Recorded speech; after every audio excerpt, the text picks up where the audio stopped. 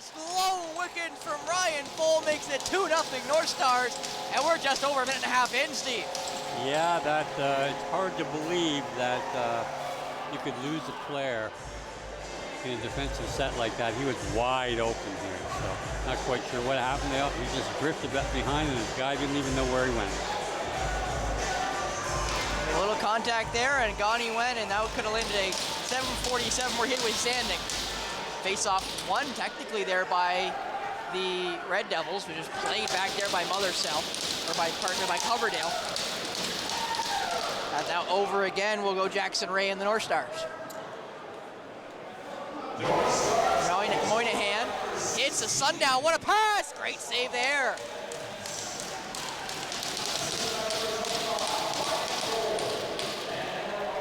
As Bull hits McElmoyle. Whistle goes, and it's an illegal screen-off ball that gives the possession back. It's Moynihan who takes the foul. And the goalie coming out here, taking a little walk. I'm not exactly sure the purpose that was for. Maybe just barking some instructions as he came on. That ball is going to bounce over and back. Picked up quickly by Owen Sound. It's a break chance. In, scores! Yeah, that's a... Zach Levin makes it 3, not 3 minutes in, Steve. A hot start for Owen Sound. Yeah, that was just a lackadaisical play by Wallaceburg with a high pass center, and then they didn't even bother to worry about the guy coming in. I mean, just goalie's been hung out to dry. He's made a few big saves already, considering we're 2 minutes and 25 seconds into this game. But Owen Sound certainly understanding the importance of this game and really got out to a quick start here. I gotta say something, Steve. Now, this may be hard to believe. Do you want to take a guess at the score line between these two sides earlier this year in Wallaceburg? 6-4 Wallaceburg. Yeah. It's been a hot start for Owen Sound. That shot on Plater, who's got, I believe, his first save of the game. That ball rolls around and is reacquired there by Taylor Bennett. Almost missed and actually did miss Jackson Ray, so now a chance for Wallaceburg to go back the other way. A rush chance. Bennett's never going to go for him, so a real rush chance. Great save there by Plater. Miscommunication now by Owen Sound. Picked up now Ray. Ray's going to bounce up a couple of checks and he'll go. Passed over. Looking to fire that one right into the chest protector. That ball bounces. Ray could not catch it. Shot attempt there by Gardner Patak. Patak runs right into the netminder. Hunter Bryant not spared some contact. He came out stick high. He was ready to go. And now comes Wallaceburg. Maybe their second real offensive opportunity in the game. Schneider had it. Right into the middle. Caught, but never really a route towards that there for Reese Sands. Sands all the way back now. Noah shoots that one and saved there by Plater. Brody Noah, the shooter there, is now away. Will go Owen Sound. Just misses intended target. There was Hayden Hindle. Hindle was trying to hit a running Tanner Moynihan. And now away will come Wallaceburg. Maybe have finally kind of settled in here a little bit. Played down low, nice catch, and great save by Plater. Shooting attempt there. Great effort to get in front, and then he couldn't hit that North Star emblem any more square. So. Now Wallaceburg getting back. Almost misplayed there. Lucky there's black shirts in the area. Just played over now. Wallaceburg trying to get away here. That shot off Arvis Lone Wickens. That ball bounces. It should get back their possession. It does, but a pass just misses intended target. Tipped there by Hayden Hindle, it looked like, and now retrieved and fired up the floor there by Coverdale. Coverdale, little lackadaisical there by Bull. Let that one try to come to him. It is taken away there by Will Redford. Redford, the eighth E, will give it off to Brody Noah. Gives it off there to Veenstra, who gives it back down. Noah, stolen there by Klegus. He's hit him. That shot blocked off the foot there, and that down went, I believe that may be Hindle, and it is Hindle who's going to limp off as it hit Marcus Gardner-Patak, who will give it off. Bull.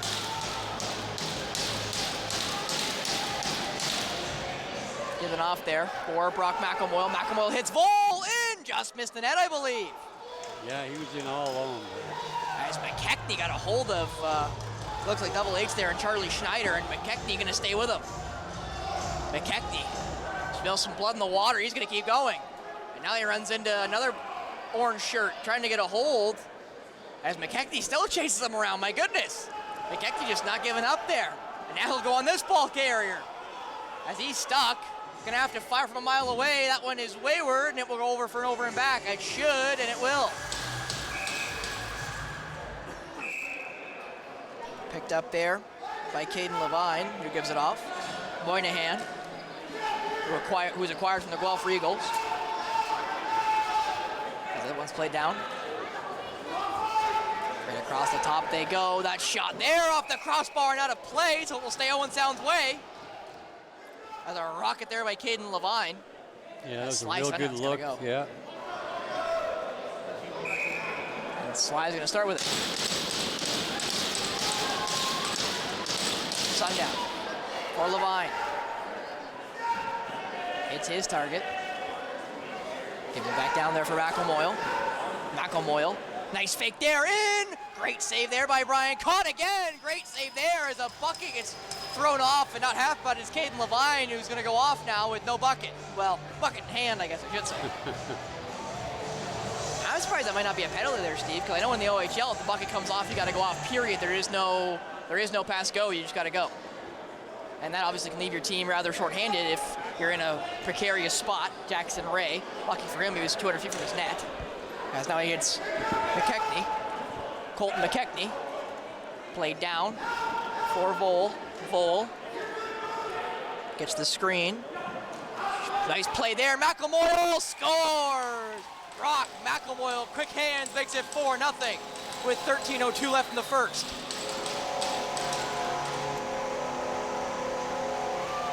What a play there by Brock McElmoyle. That was across the entire face of goal here, you're going to see. Vole gets down to him, and he's just another effective two-man game, and he used his size to get by the defender. Here you see it set up. He's defending the ball. The slide comes, he moves right by him. Great set of hands, good footwork, stayed out of the crease, and yeah, Owen Sound is. And face-off violation there against the Wallaceburg Red Devils as Coverdale will take it. Coverdale's gonna get a free one. Coverdale in, great save there as it goes out of play off Brian. There's been a couple of those already, Steve, where they've let the guy off the dead ball just run straight at target. Yeah, just not a lot of communication back there in the defense so far for Wallaceburg. As Cole creates his angle, nice pass for Levine, that one shot. Hits the defender. Levine again takes an extra shot. Again, probably not happy about that one.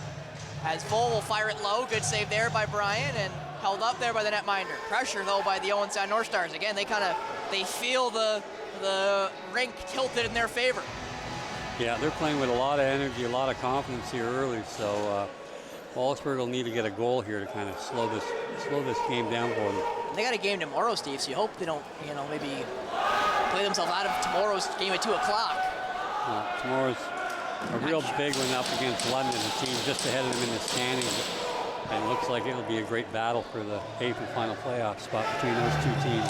That ball just misses Moynihan, and you mentioned it, Steve. If they're able to win this one, then they play tomorrow against London with everything to play for. They win that game, they're tied on wins and points. McElmoyle shoots that one. I think it hit the netminder. It doesn't look like they're going to give it to him, and they're going to call the over and back. Yeah. Wasn't sure if that nicked his helmet or not, but looks like I was wrong. That's played into the corner there by the captain, Miles Plater. Wish they let him put a C on his jersey. He deserves it.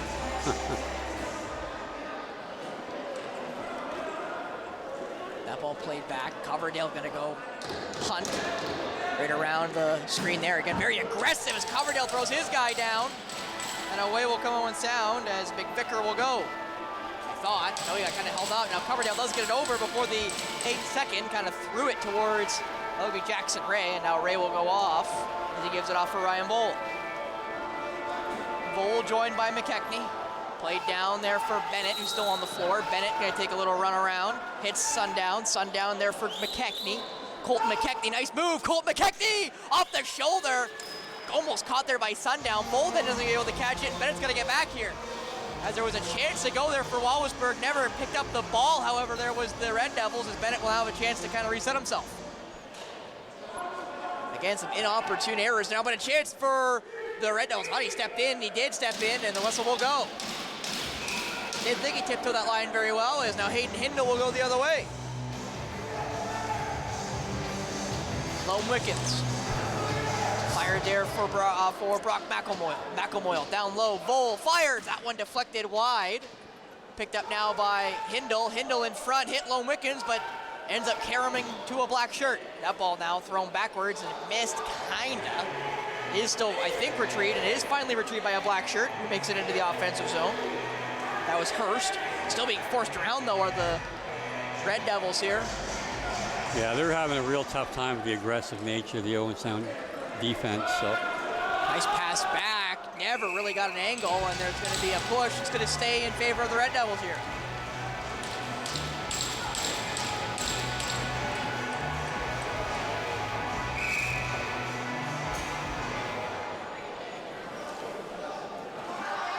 Red Devils here trying to find another good opportunity. That shot wayward of Plater gets knocked into the corner. Klages is the one trying to retrieve, but picked up by Noah.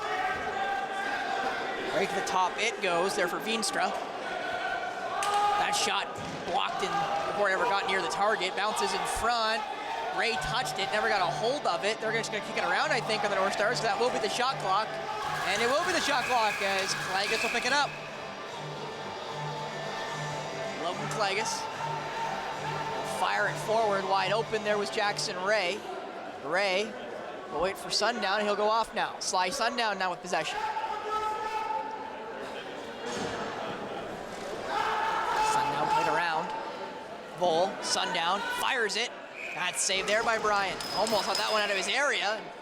He's a pretty active goalie. I don't see a lot of kids that's going to be athletic, but he's very hyperactive. I don't. Very animated back there, and you know, even though he's let 4 in already here this afternoon, he's played well. Walsford just not ready to play early. And now Bennett will go. It might be a break. It is a break for Taylor. Bennett takes the whack off the helmet, but a better save again by Bryant. Again, in fairness to the poor netminder here, as you mentioned, only let him 4. Hunter Bryant's pretty good so far for the Walsburg Red Devils. It could be a heck of a lot more if he was not in the cage right now. And it was say me. I'd be lucky to save 1. You'd be counting my saves, not the goals against. That one whistled wide. Marcus Gardner-Pataka is trying to stop the ball catcher there as it's thrown into the corner, and there's still 5 seconds left, so surprised both teams kind of let that one go, and now the shot clock will go, and it'll be retrieved by Owen Sound. Chase Garvey will race up the floor now. Giving off there for, I believe that's Vole. Vole looking to fire up now for Sundown. Sundown all the way around here for Moynihan. Moynihan hits Vole.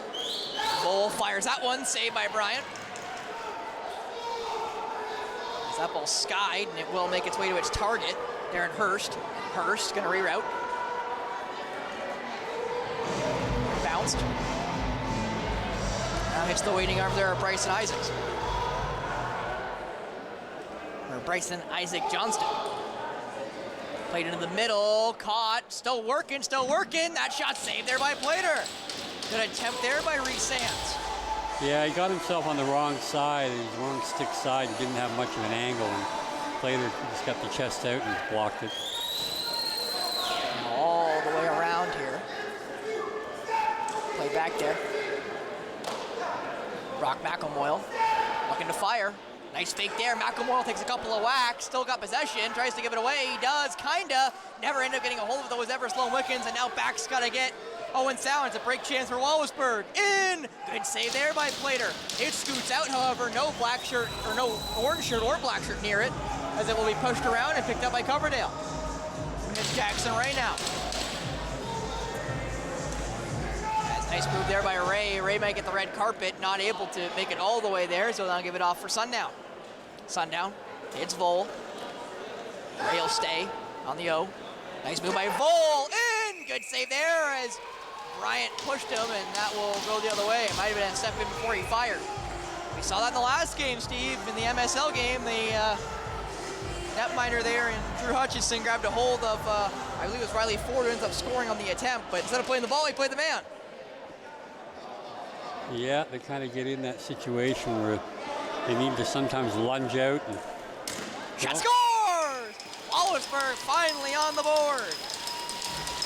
And it will go the way there of double fours in Bordage. Yeah, just a nice individual effort, cut across, you know, just above the crease there, and took a great pick, and you know, made great use of it, created some space, and just continued to come across from that there, utilizing his stick side to his advantage, and reached around Plater and fired a nice shot in. So I thought one by Coverdale ends up just being a tie-out. Wallaceburg may be able to retrieve that when it comes loose. Ray not able to pick it up. Plater will come out to play it, and Plater will, what a play there for Miles Plater. Goes right to Taylor Bennett.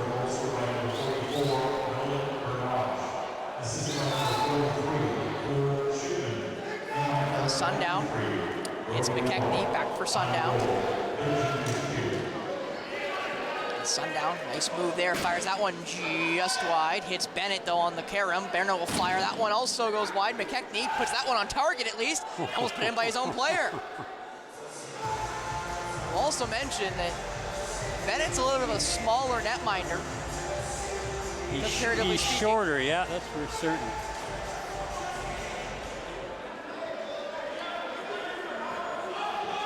Nice move there, that one off the boot of Plater and goes out of play. Yeah, Miles Plater is really on tonight. He's not just standing tall and making him beat him. He's had a couple of good foot saves where he's had to pick it up and move it over, and that was a great example of that.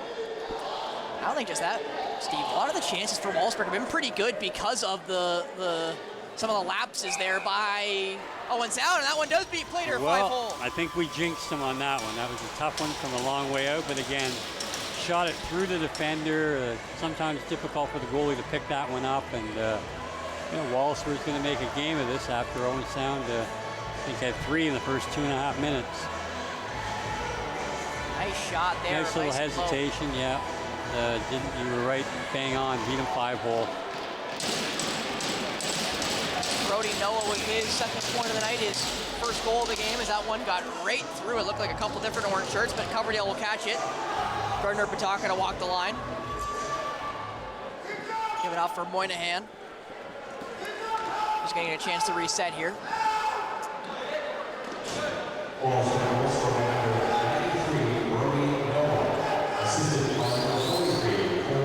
That one fired down, just couldn't catch Moynihan. Just couldn't catch it. There was Colby Ray, the call up from the West Grey Rampage, who's been pretty good in his 2 games so far for the Junior B squad. But now comes down Wallaceburg.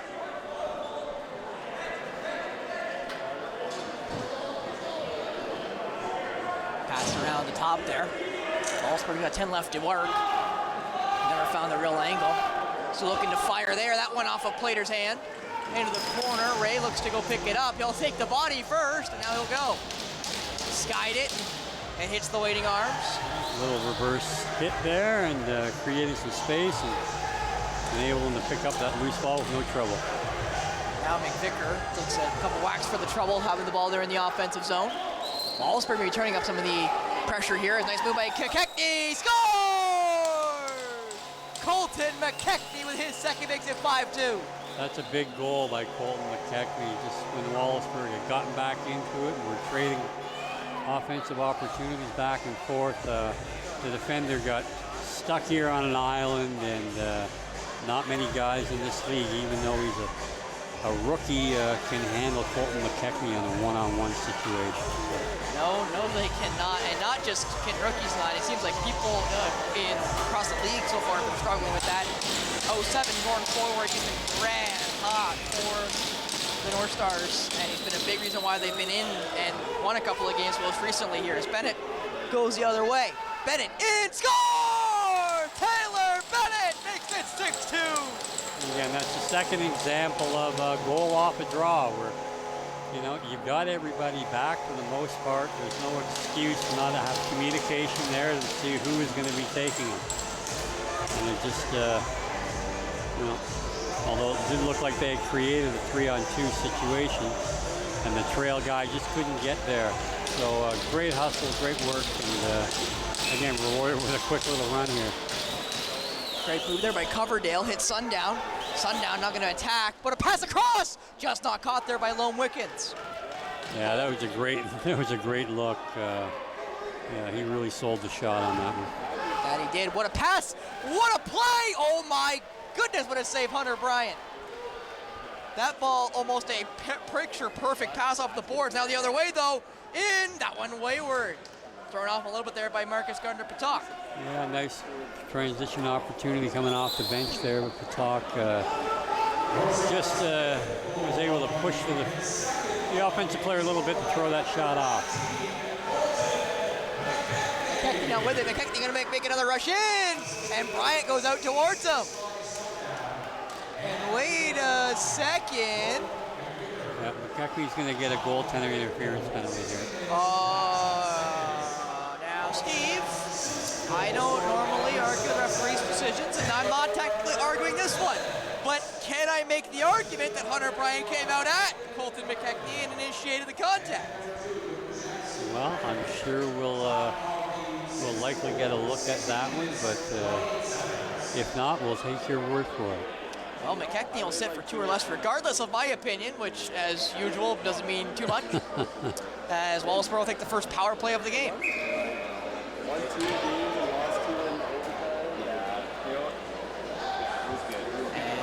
Oh, the hesitation there by the Red Devils, but here we go. Passed it from wide open, score! Brody Noah scores 15 seconds into the power play, makes it 6-3, and that's his second of the night.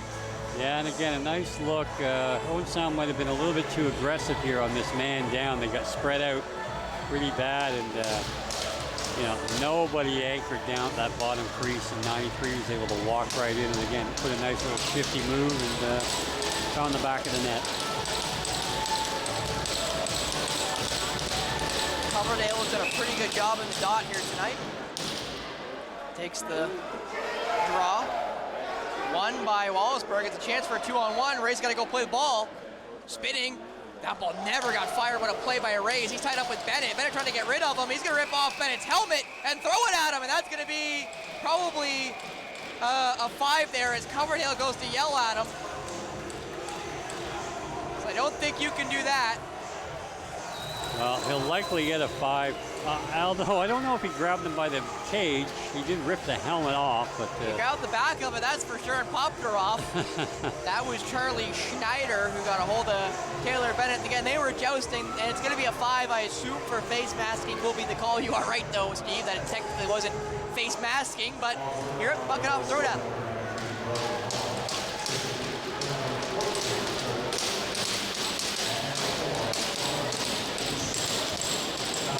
As Everest Lone Wickens will start with it. Again, a pretty undisciplined play late in the period when you just sort of got back into this, even 6-3, still lots of time. McKechnie fires off the crossbar, and it stayed in the yard. So Lone Wickens will get a chance to play it with the fresh shot clock now.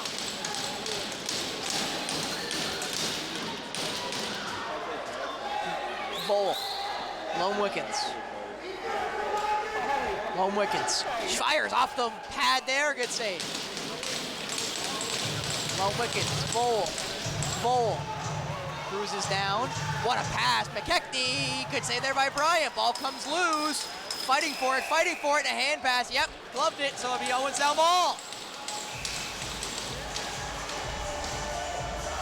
Who's got it? I think it's Bowl. It is Bowl. Bowl gives it off, he'll go off. Lone Wickens now.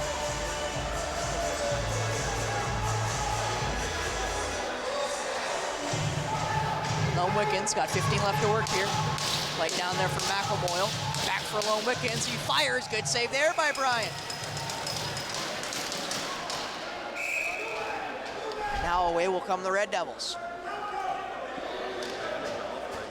They're going to try to chew up at least a 30 here of it. There should be likely 2 more possessions in this contest if the shot clocks are utilized to the defense's advantage. He's trying to get away there with Wallaceburg. They got 8 left to work here, or they're going to be forced to shoot. Trying to make his way towards the net. That shot saved there by Plater, and a couple extra whacks for the trouble. It's gonna be a cross check going against Owen Sound. So a great job there drawing the penalty for the AP. Ransoni. As the minor is picked up there by Zach Lemon of the Owen Sound NorthStars. Again, that's a tough one to take last minute of play. You're on the power play, and it's a 1-on-3 situation. Looked like they had everything defensively in hand, but unfortunately, going to chip away at a little bit of time left in this penalty, but they should end up with a healthy dose still when they come back in the second period. 4-on-4 for a full 2 minutes, 35.5 left in this first period. Timeout taken by Wallaceburg as they're going to get the first possession here. You have to assume, Steve, with about 5 seconds from shot clock to game clock, that they're going to do their best to chew up basically all of it and give Owen Sound no chance to make their way down the floor. I think this would be my assumption. Yeah, I would think you probably would have gone 6-on-5. You're down 3 already. I mean, challenge Owen Sound to find the back of the net with 5.5 seconds to go. If they did take all the 30 away, but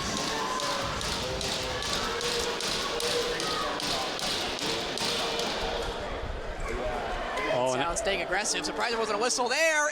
Stepped in for sure. And lucky there is Wallaceburg, and Owen Sound will get possession now.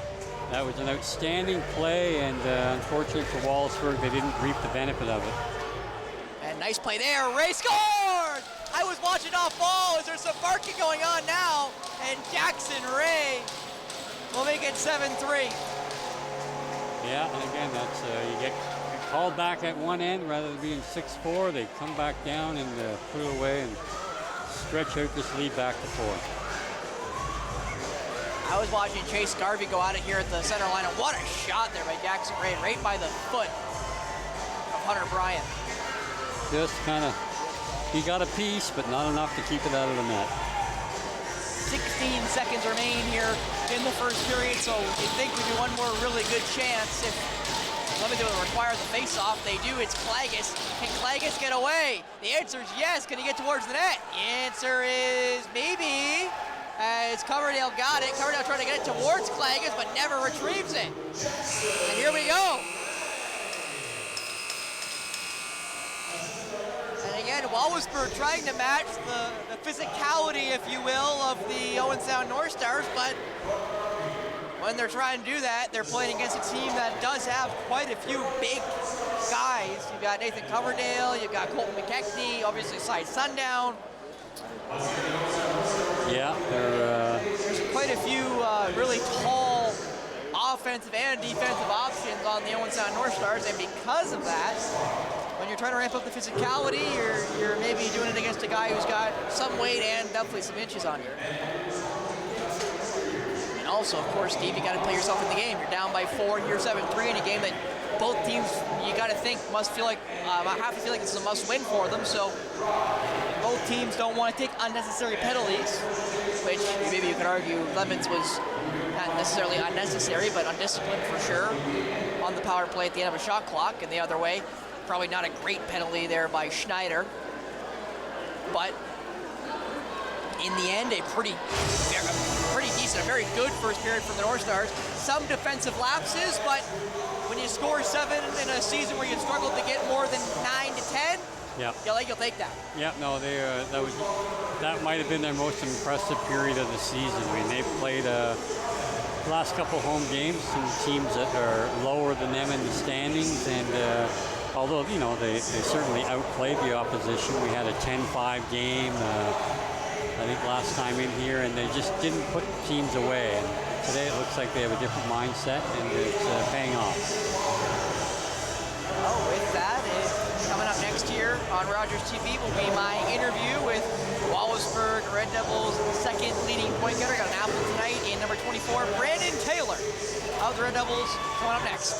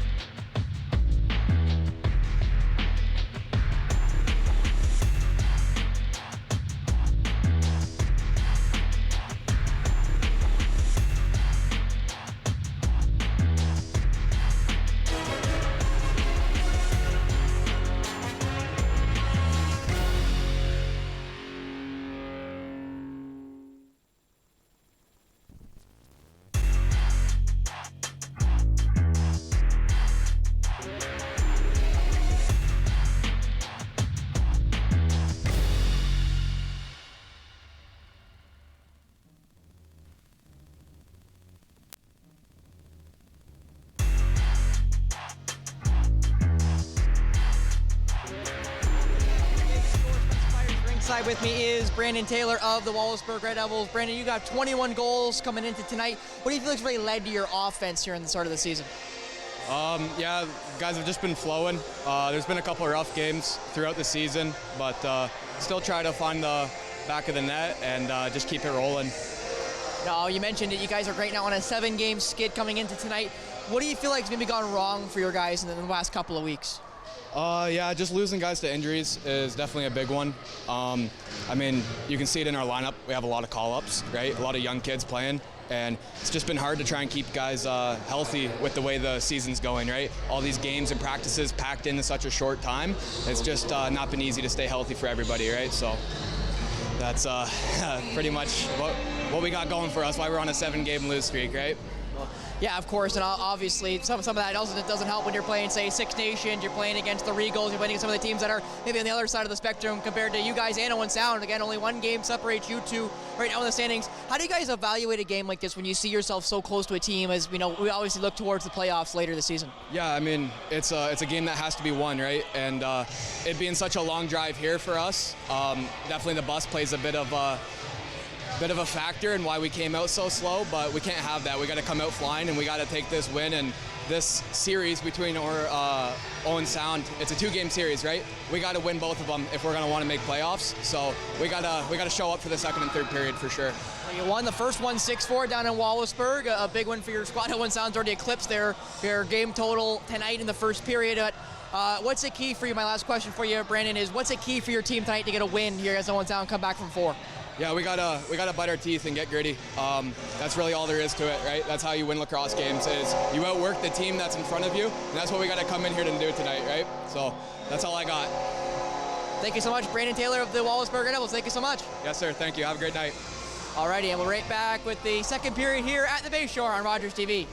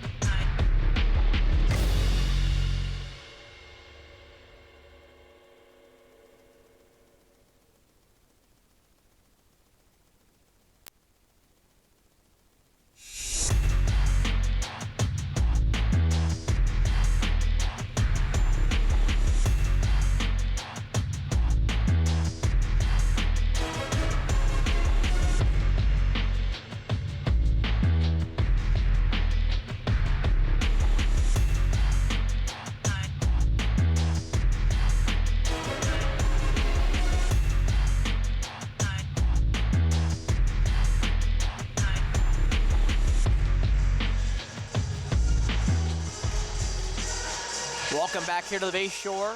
7-3 in favor of the Owen Sound North Stars over the Wallaceburg Red Devils here in OLA Junior B Lacrosse. Spencer Byers, and alongside me, the MSL GM, Steve McCarthy. And Steve, you mentioned it there before we took our intermission there. That was probably Owen Sound's most impressive first period, even with some of the defensive lapses that did occur. They did a great job offensively, somewhere they've really struggled with this season. And you heard there from Brandon Taylor.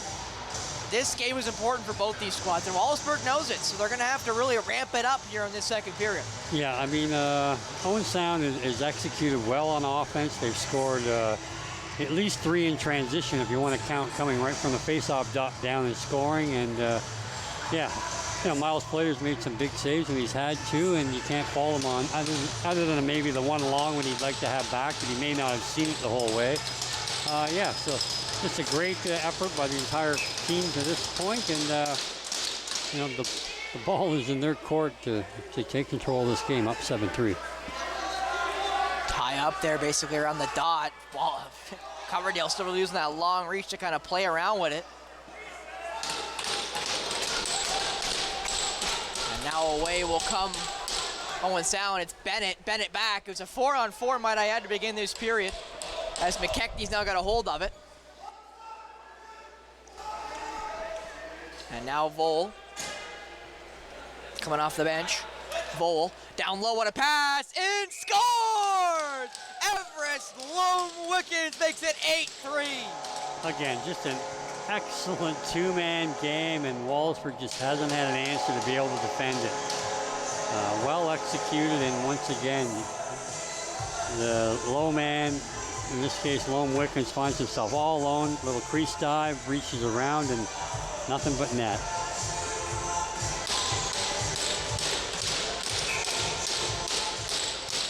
Face off won by Coverdale as it hits the waiting arms there of Chase Garvey. Garvey gives it off now to Ryan Bull. Bull takes the screen. Bull has a chance to just go. Will, great save there by Bryant. That ball still on the turf. Chance now for Wallaceburg to finally get a hold of it. They do. Nice move in. Good save there by Plater. Again, not tested often or regularly, Steve, but he's needed to be big a couple of times on some rush chances. That shot blocked there by Bennett. Take one off his stick. 4-on-4 about to expire. It now does, and that is too many men against the Wallaceburg Red Devils. Just were not able to get their extra guy off the floor before, as that will make it a 5-on-3 for 1:21. Yeah, that's a killer. You know. And Steve, you're gonna have to be the one to educate me here. If Owen Sound scores on this, the 5-on-3, because the first penalty is a major, do either of them come off the board? Spencer, I don't know. I would say it gets applied to the original major, but I guess we're gonna find out if that unfortunate situation for Wallaceburg occurs. This will be a learning situation for the both of them. McKechnie, what a save again by Bryant. Bryant's just gonna fire it, almost misfired, and throws it right out of the box. Picked up by Klages.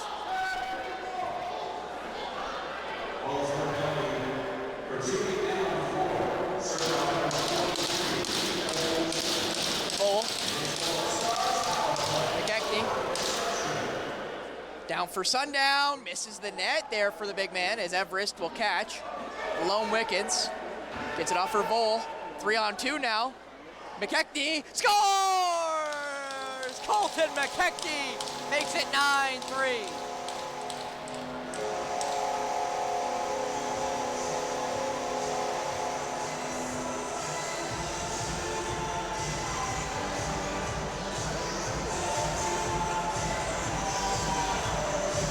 Again, Sly Sundown creating havoc with the big body, pushing forward with his pick, and cleared a nice lane for Colton McKechnie to walk in, and he made no mistake. McKechnie's now got 5 points, including 3 goals, and it looks like, Steve, you and I would be right that the first goal goes against the major, so it's still 5-on-3 for 34 seconds. Ooh, wait a second. No, they're pulling one off, it looks like, so we'll see which one stays. I assume the major would stay, but we're going to find out.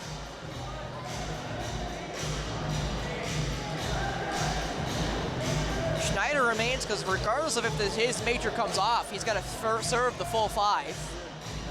As Coverdale will rest his knees and get up.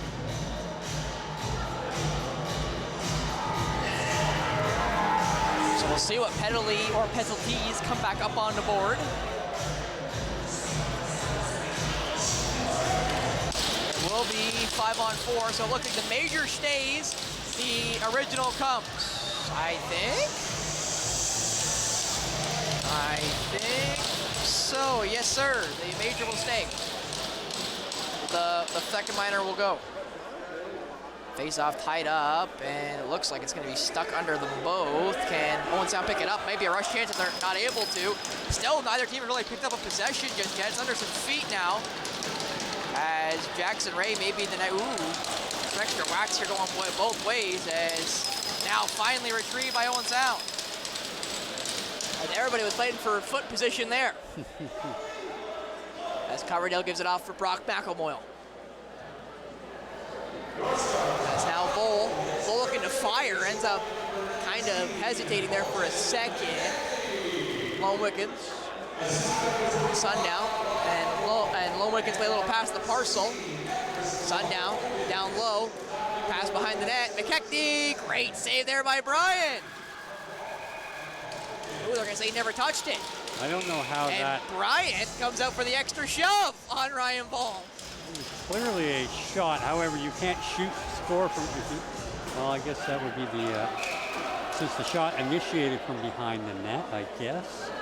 It's not actually a shot on goal on the freestyle. The more you know. That ball bounced, and because again oh my goodness, almost missed it completely by McKechnie. He's going to stay in the yard for Owen Sound, and just stayed on his side of the floor there was Levine. Back to 5-on-5 we go. 9-3 in favor of the home side. That shot from a mile away by Moynihan gets blocked, and away will go the Red Devils. Wallaceburg in. Good save there by Plater. Great save. That shot had a lot on it, looking for the top shelf. And that was Will Redford there with the attempt, the AP. That looked like one when he's had his few chances offensively. Looks like to me, at least. 5-on-5 we go again. First time for Wallaceburg back in the offensive zone in a while. Good save there by Miles Plater. As trying to retrieve it there is Garvey. And whistle's going to go, and it's going to go against the North Stars. Garvey, again, Wallaceburg trying to ramp up a little bit of the physical play, knowing that Owen Sound is not going to shy away from a skirmish. Pass across the top now. Trying to reroute as they're going to get forced around here. Ray engages, passed over there for Brody Noah, who's already got 2 of them tonight. That shot whistled wide. Retrieved and saved there by Plater. Off of the attempt there by Sony. Coverdale will recover it right near the secondary line. That's now retrieved by Ray.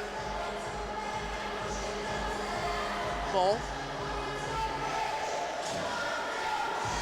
Hits McKechnie.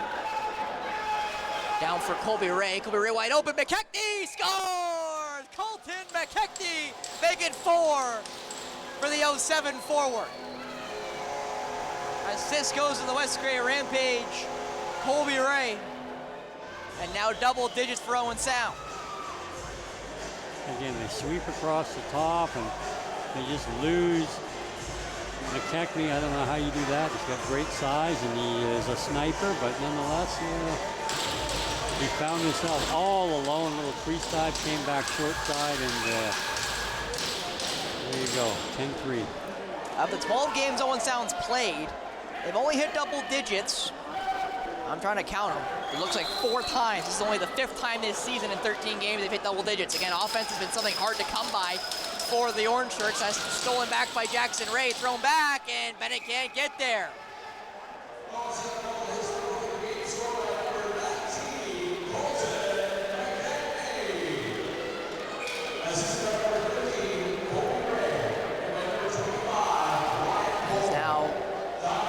Trying to find some more options here on the Red Devils. If this one isn't slipping away, it's definitely getting farther and farther out of reach.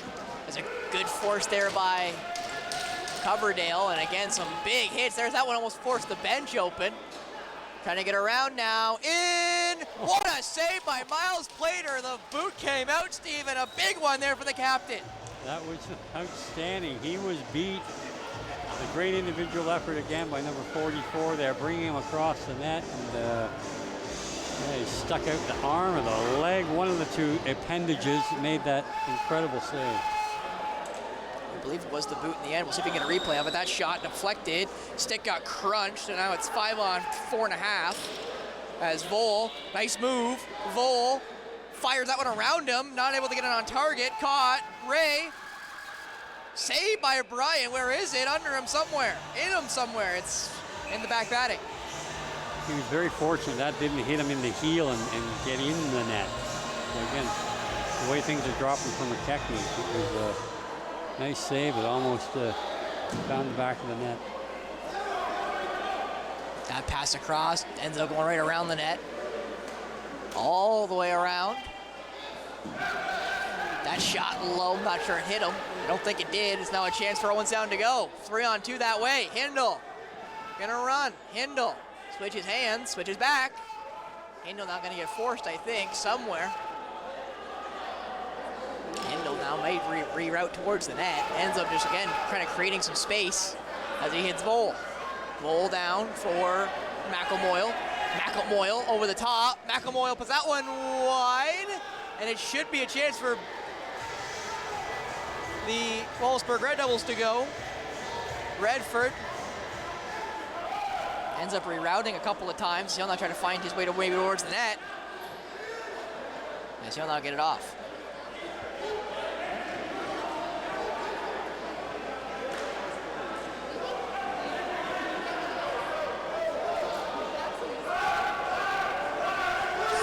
Fire here, that one right through some sticks and caught there by Miles Plater. Plater right into the waiting arms of Jackson Ray. Ray had a streaker and it was McKechnie. Now he has a backup one and it's Caden Levine. Levine gives it off there, just not caught by Vole, but now Vole's got a hold of it. Back for Levine, never caught it. Now will go Wallaceburg. Levine the only one gonna be able to chase here. Chance for the Red Devils. Great save there by Plater. Late contest there by the North Stars, and that looked to be Zach Lemon, who came in for the late push there. Could have been a dangerous play. I mean, I don't know how that's not checking from behind. It was on the numbers, a push right into Plater. It looked like he almost hyperextended both knees, but he came out unscathed. So. Now Sundown catch that one off the board. Sundown back for McKechnie. McKechnie in, and the whistle's gonna go, and it's off ball as Vole got tied up with somebody.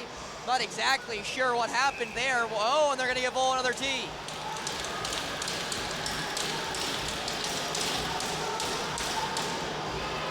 Oh, it's gonna be a 4 on 3, I think, because the offsetting minors to Leach and I guess it should be Ben Litched, and then 2 and 2 for Ryan Vole.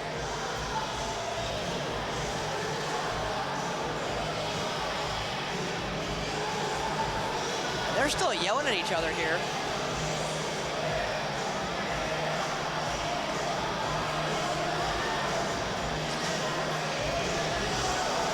They're still yelling at each other down there.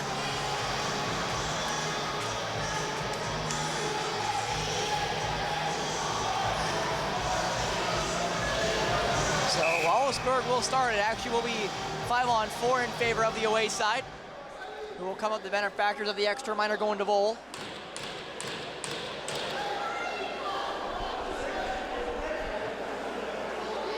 That ball down low.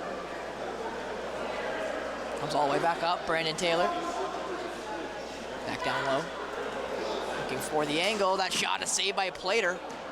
Hot off the boards and caught by Gardner Patak. Gardner Patak make the pass. The answer is yes, but it's wide open. Roll out the red carpet. Great save by Bryant. Yeah, I think he baited him a little bit there, gave him the side, then took it away. Had he come back short side, he would have had 4 feet to shoot at. But nonetheless, great effort in transition. When you get a breakaway on the man down, it's always a positive thing.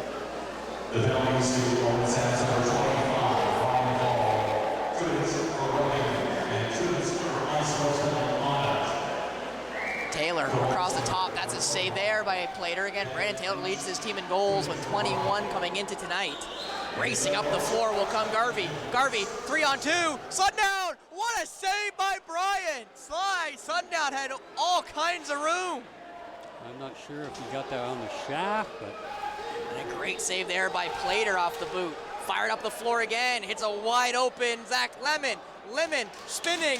Lemon whacked out of his stick by Redford. Ball still loose. Lemon goes for it, and Wilson's going to go against Lemon and the North Stars.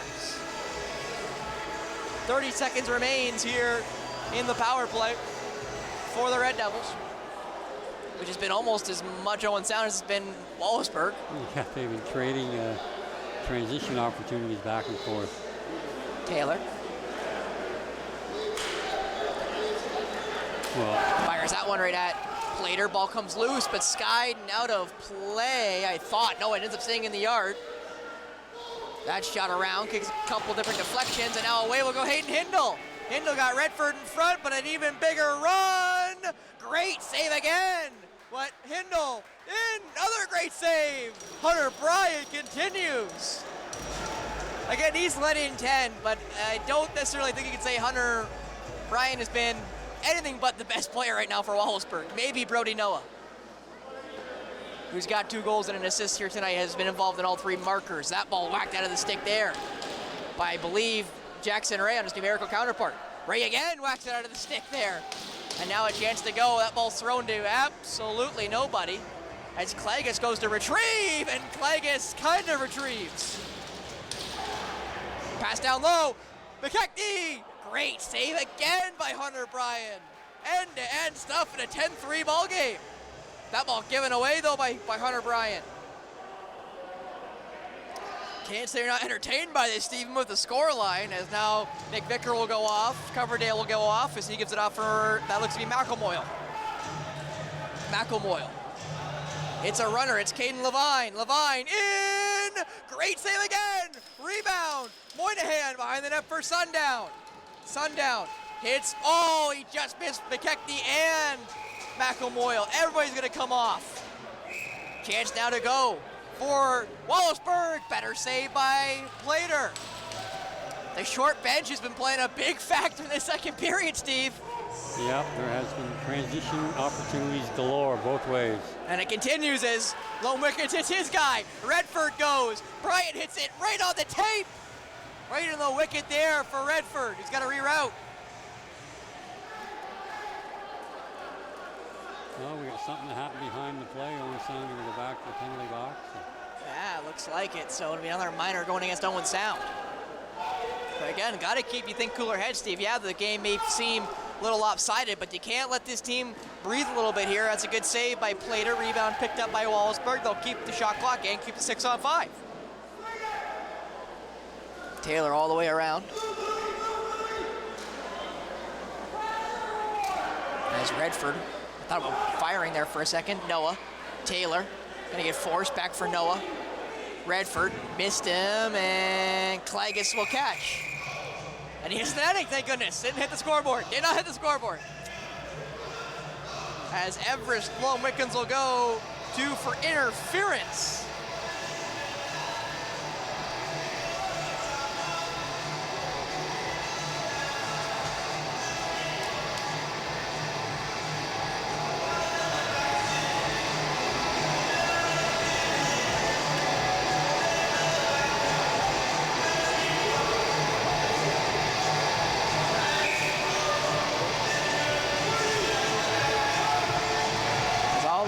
Now for the Red Devils. Taylor at the top.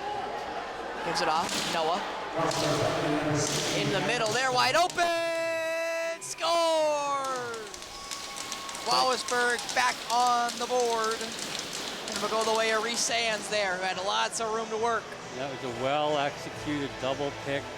Sands had all the time and all the space in the world there. You see, top guy rotates, comes all the way down, the bottom man comes up, and look at the space cleared. It's outstanding, and I think he found 5-hole here. Well done. Yeah, Clay's got sealed off the inside there. He's got to jump that and get around, otherwise that's the result. Almost a great job the white player to get something on it, just not enough on it. That faceoff is technically won, I think, by the red black shirts, but stolen almost immediately by Ray. Now for Coverdale, 3-on-2 that way, over, Lone Wickens, Sly, Sundown, scores! Sly, Sundown! It's kind of been the story all day when good things do happen to Wallaceburg. The table slants almost immediately back into Owen Sound's favor. Because again, I don't know how you can lose a 6'6" guy, but there he was all alone. His first goal of the game, he's had quite a few big opportunities, but again, Hunter Bryant stood tall when needed. And again, Hunter Bryant's allowed 11 in 33 minutes, and he's been the #1 star here for Wallaceburg. Yeah, maybe if not their best player. Yeah. Nice play there by Coverdale. That one got whacked right out. Now Lone Wickens will go. Everest. Well, I'll be talking to him between the second and third periods, so do stay tuned for that during the intermission. I'll have an interview with Everest Lone Wickens, who's third on the team in scoring behind only Sundown and McKechnie, I believe. That shot right into the chest there by Colby Ray on Hunter Bryant.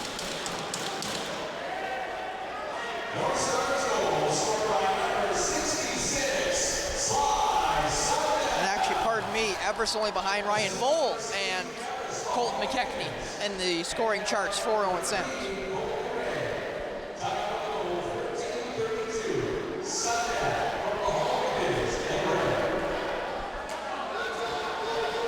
That shot saved there by Plater. Popped right out there and goes right towards Owen Sound, as Ryan Vole will take a couple whacks for the trouble. Still got it somehow. Vole. What a pass in front! What a save there. That was, I believe, Levine, but now a chance to go the other way. Klagas came hot off the bench, just trying to get in the way. Now Vole will. Good save though by Plater. Ball comes loose. That one scores! I think that initially hit the post. It hit Plater's glove on the rebound and trickled in. But again, a great individual effort, and looks like somebody might have just got their first junior B goal. As the ball goes in the coach's pocket. Bryson Isaac Johnston. Yes, it is his first junior B goal. Yeah, he was kind of Johnny on the spot. Did a great job picking up that rebound, and there you can see it on the replay, off the post, off the goaltender's glove, and over the line. So they continue to hang around with 25 minutes to go here. They're still not out of it, the way you can, like we said before, score in runs, but they're going to have to make this run more than one. Chance now to make it more than one. Redford, save there by Plater. And now trying to get away is Taylor Bennett, who's already got one tonight. Redford's had a number of opportunities. He's got some pretty good wheels in transition. That he does.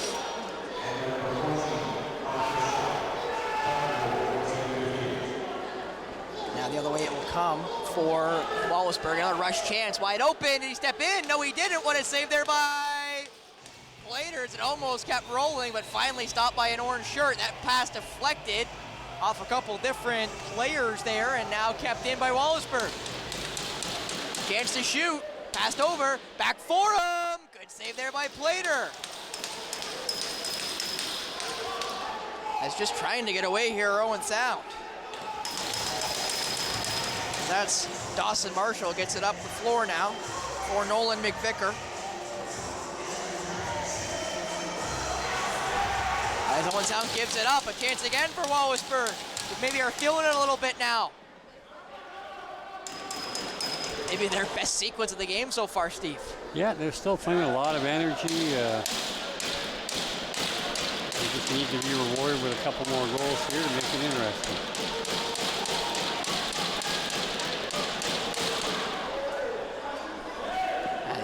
Still with possession there for Wallaceburg. May just have to fire from an odd angle. Looks like the answer is yes, and that one is whistled wide, and we'll go the other way.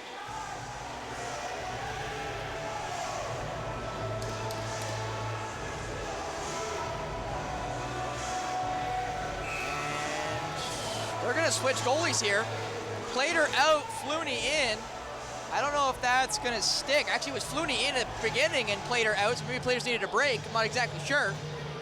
But Sundown fires that one into the wickets. Good save there. Oh, what a catch. What a play there by Wallaceburg.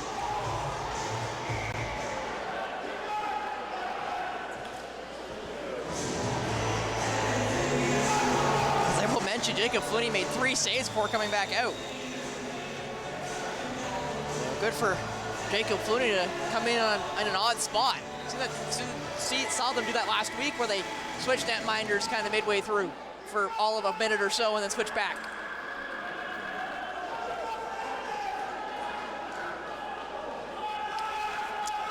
As that shot by Vol goes wide and reset. Now the shot clock's gonna go. Yeah, we've got a bit of a malfunction in the shot clock down here. We've lost it in the Wallaceburg end. There we go, reset and rolling again.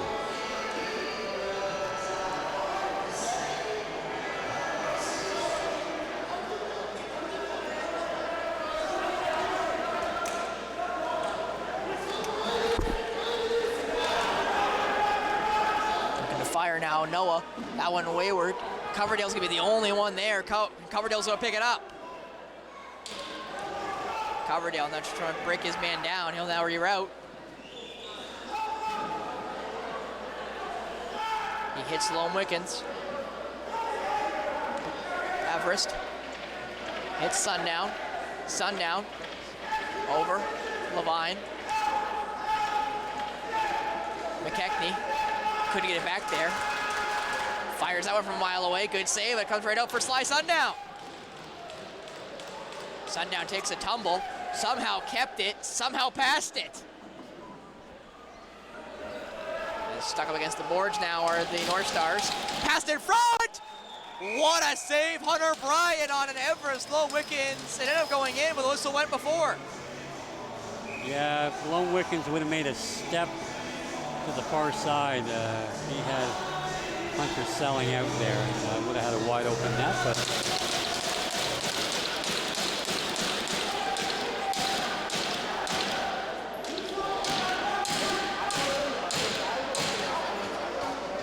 About a minute left here in the second period. Passed over the top. That shot there deflected by Hayden Hindle and will whistle, and it's going to be a cross-check against Logan Klages, who is unimpressed by the whistle. So with 54 seconds left, Wallaceburg goes back to the power play.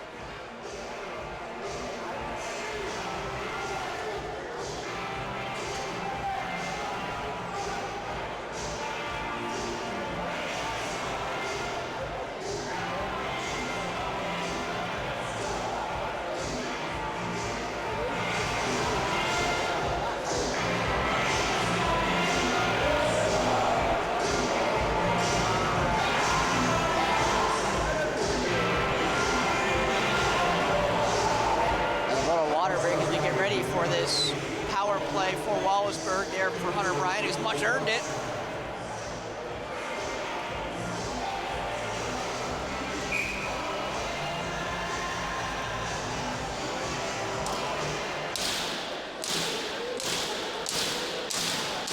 Passed in front, what a save there by Plater.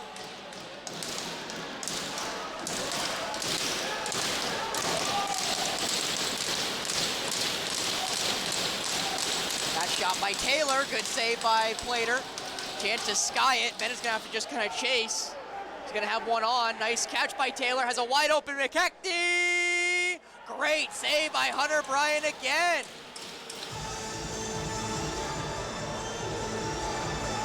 Maybe the last possession here as timeout is taken by Wallaceburg with about 14.7 left. Here in this second frame, 5-on-4 in favor of the Red Devils. We'll see if Hunter Bryant stays on the bench or if he will come out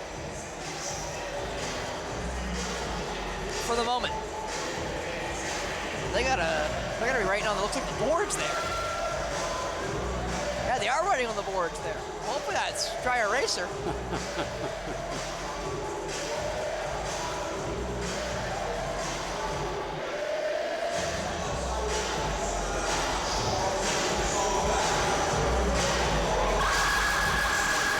Not sure what the fine would be, but I'm not sure I want to find out, Steve, the way I'll put it.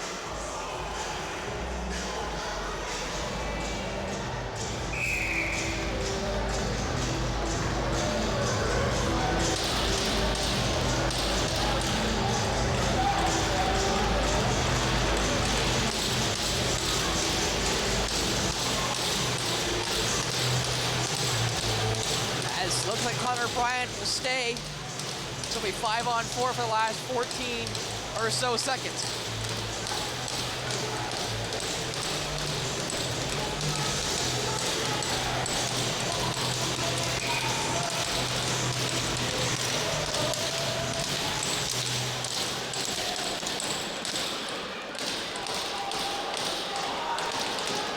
Pass down. Wide open is Taylor off the helmet. Miss Brandon Taylor. He got thrown down there late with Taylor Bennett. Not happy about it as the whistle will go. And Bennett's gonna ask the referees there about what just happened. I didn't see it, so I'm not sure what happened to poor Taylor Bennett other than he was on his back.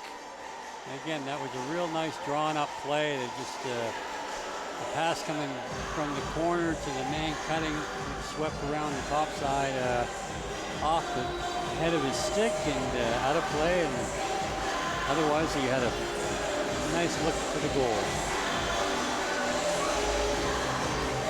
11-5 in favor of the Owen Sound NorthStars.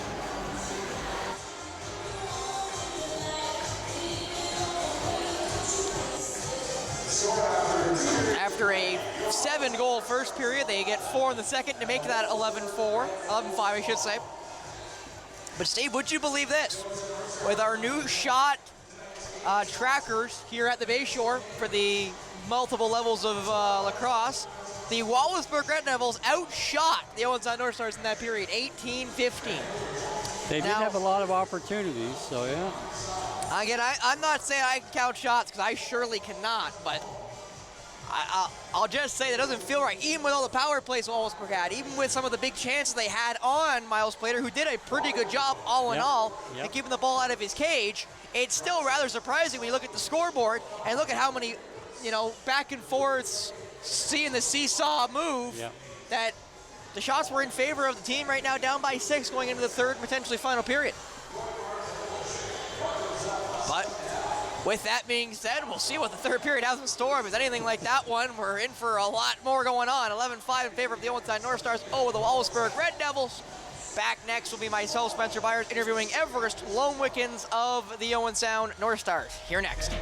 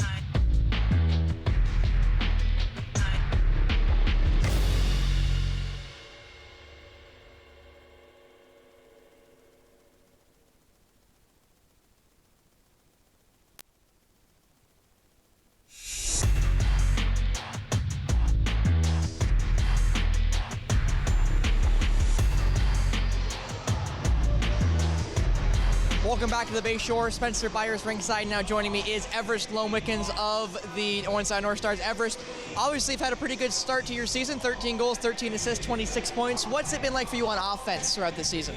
It's been pretty good. We have a good unit to work around, and we're all okay with working with each other. We don't like selfishness, so it's really easy to get points, and it's really easy to rely on your teammates there. Now, obviously, last year you were kind of in a more defensive role, it felt like. This year, I've kind of seen you on both, play some offense, play some defense. What's it been like for you for this role, kind of playing both O and D?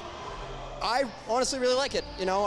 I've grown up playing O and D, so it's not an unfamiliar role for me, and it's something I've been able to get back into. It helps the team out in the best way possible. It helps us get wins, so I'm all okay with it, and I like it. Now, obviously, here tonight, you guys know how important this game was with how close you guys are to not only London, but also how close Wallaceburg is to you, and you can tell by that 7-goal outburst in the first period. What was the big key for your guys, just your first 11 goals here tonight? It's taking it 5 minutes at a time. If we win the first 5 minutes, then the next 5, and keep on going by the 5s, we're going to win the game. And it's all about being unselfish, which I think we've proved here tonight, and we've proved tonight how good we can be when we're actually all working with each other, and it's something that the league should be put on notice about. Now, Everest, before I let you go, my last question is, you got 20 left to play, up 11-5, obviously a big lead, but you can't let that slip. What's the key for you guys to get a win here tonight? It's going to be hustling off the floor. It's going to be everybody working together, doing the little things right, little things like the loose balls, little things like running off the bench hard. They add up, and they're the actual things that win you the game. All right, thanks so much, Everest, the home Wickens of the Owenside NorthStars. Good luck. Thank you. All righty, we're right back with the third period between the Owenside NorthStars and Wallaceburg Red Devils next on Rogers TV.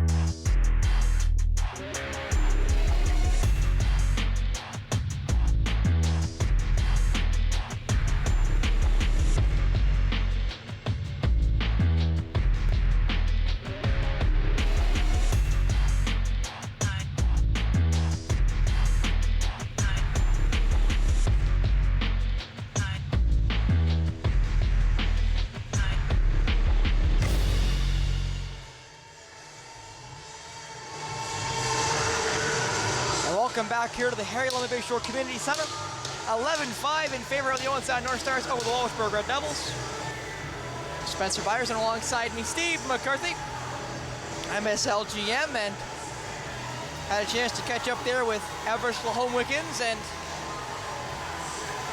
as Everest kind of said, that they got to keep their foot on the gas here in this third period if they want to come out with a win, because this Wallaceburg team, you got to expect, Steve, is not going to let up here, knowing how important this game is. No, I mean, they've, in regards to the score, they've competed hard here today, and there doesn't seem to be any quit in them, although, they've just run into a buzzsaw at least the first 20 minutes for certain today, and yeah, they're going to have to jump out and get a couple early ones to make a game of this. Owen Sound's calling for a foul here because of how late Wallaceburg is coming out of the locker room. Yeah, they do have a point there. 1.5 left in the penalty to Logan Klages. Will set us up here.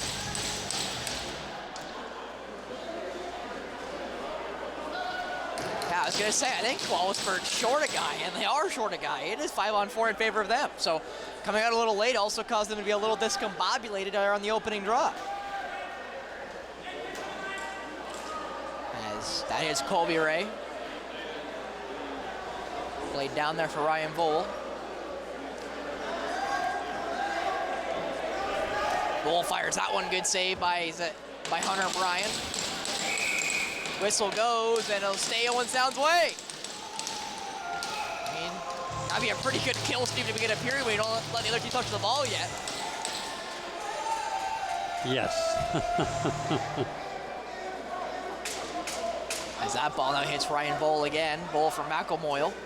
Vole got 14 left to work here. Basically a second separate shot clock from the penalty, in favor of the penalty. So Klages will be coming out basically as this one expires if Vole didn't throw that one into the seats. Well, what would have been the seats, but there was nice protective netting there. Now Klages will come out, and yeah, I was thinking that. I was wondering if Logan was going to come up with a full head of steam and try to take the ball handler there.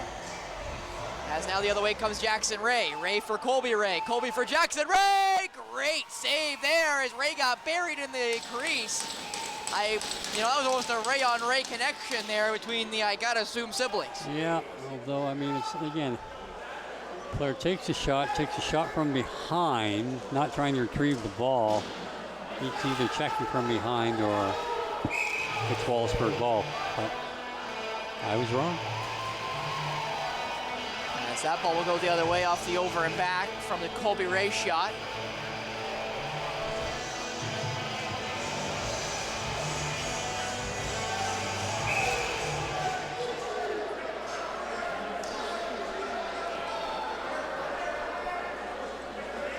Behind the net it goes. Just looking for an option there, played in front. Taylor shot that one and saved by Miles Plater. He did a great job to catch that ball in traffic and get a heck of a lot on the underhand. And it just got caught in Miles Plater's armpit. What a stick there by Bryan as he caught that one with the glove and put it right into his stick. As that one fired away though by Bryan, as Hindle will pick it up the other way. Hindle makes his move at the center line.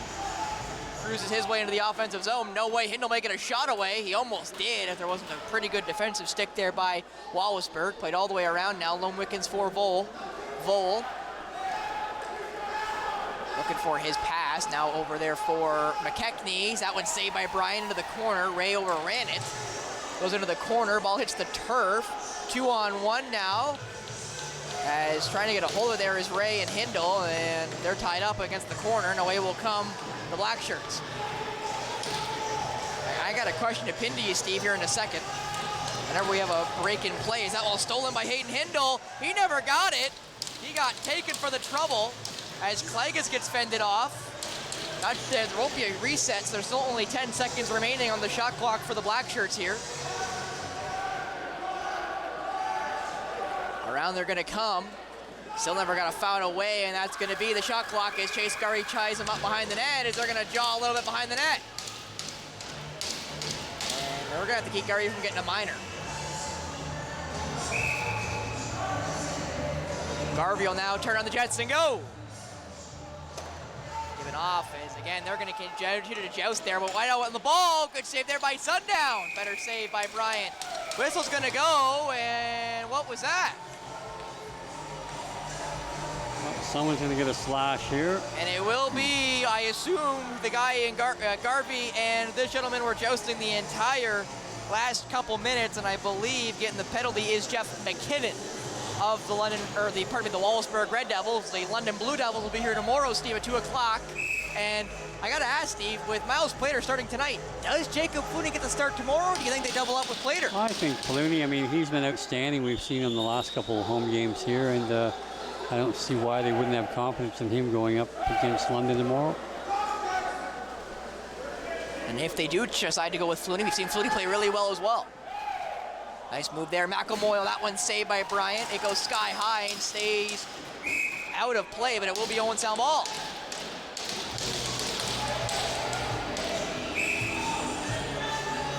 Sundown. Hit Lahome Wickens. Sundown fires that one. Good save. Actually, I think it got blocked before it got towards the target. I'm not exactly sure. Now McKechnie's got to go play some defense. As he chases down his target, and Charlie Schneider. Trying to get around Ray. Never does. Now kind of does. Schneider. Played back. Caught there by Braden Taylor.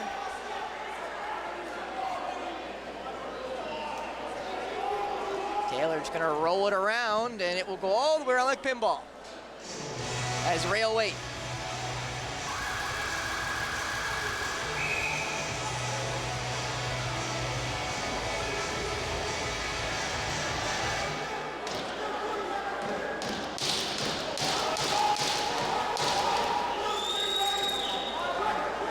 McKechnie, Sundown.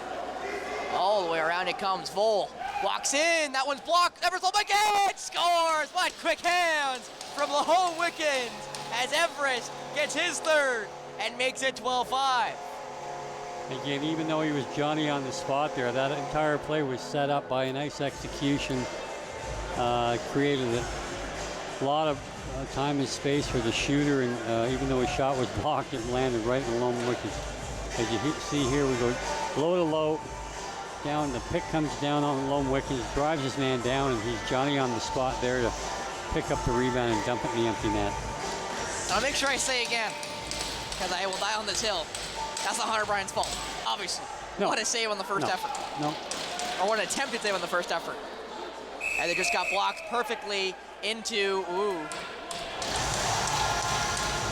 And they just got perfectly blocked into the path of Everest Lahome Wickens, and Lahome Wickens is a very good shooter, and it's nice to see the offense back this year. Again, he really struggled last year. It sounds like from some sort of injury, and he played a lot more D-zone than O-zone, and you kind of heard him in his interview when I asked him about playing both. He's been playing both this year throughout. And it's definitely a role he's been excelling in this season. Whistle goes, and it will go against Wallaceburg as they're still tied up there on the floor. I think it was Garvey. Yeah, it was Garvey who got tanked down, and now Garvey will have it. What a pass down, wide open! Vole, good save, but he stepped in. Great job there by Bryant as he was going 5-hole. Vole now trying to force the defender here, make him do the 8. Not able to get him the full 8. There's that ball is thrown over the intended target of Isaac Johnston, and away will go Owen Sound. Marcus Gardner-Patak will cruise in.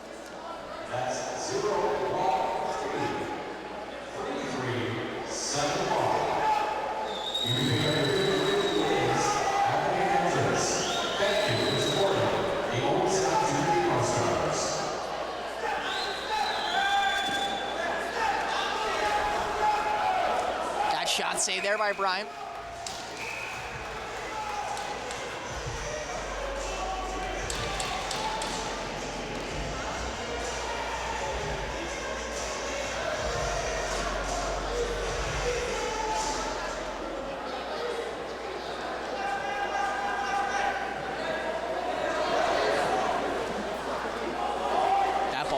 cross over. It will not.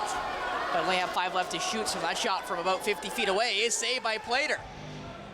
And picked up there by Lahome Wickens, who fires it forward and hits Ray.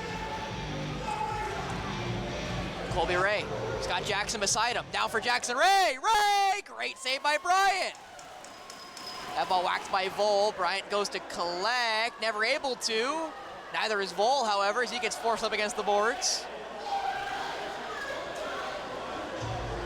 Trying to get away there are the Red Devils. Quite a few different shirts get in the way, and a good hit there by Ray. Jackson Ray, might I add.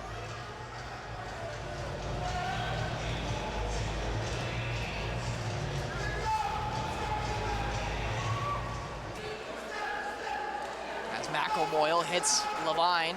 Levine fires that one. Good save there by Bryant.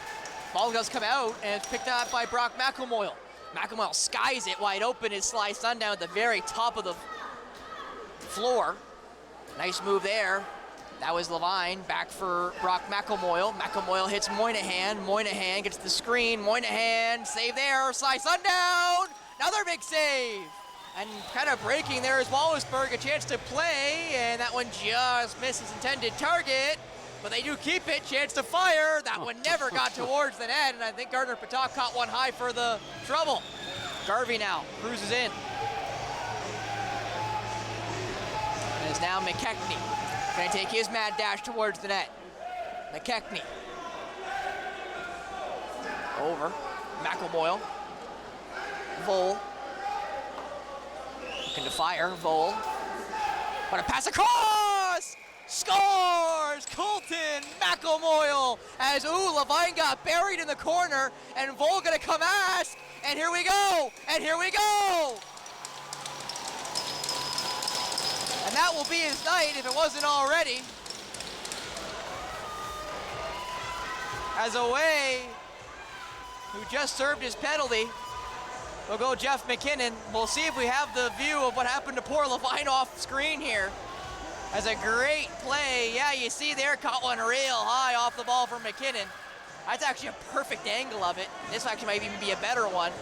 As you're gonna see a wide open pass to McKechnie, and yeah, right there to the chop. So that was probably 5 for high sticking, and then grabs a hold of Vole, rips off his helmet, and lands at least one good shot. So we'll see how many minors he gets or how many majors he gets, Steve. Yeah, I'm not sure what they might have called the 5-minute high sticking. I mean, Levine did grab his stick and gave it a tug, and he paid the price for it with a pretty good shot, and then Vole did the same. So it's obviously going to add up to some minutes in the sin bin, and he has been shown the door for the game as well. So no doubt he's earned a game misconduct for some kind of major, whether they're going to call that a 5-minute face masking. Again, it looked like he grabbed the back of the helmet, but he couldn't really get a good look at it. So nonetheless, at 13-5, he's getting first dibs on the hot water. And the scores table is still trying to get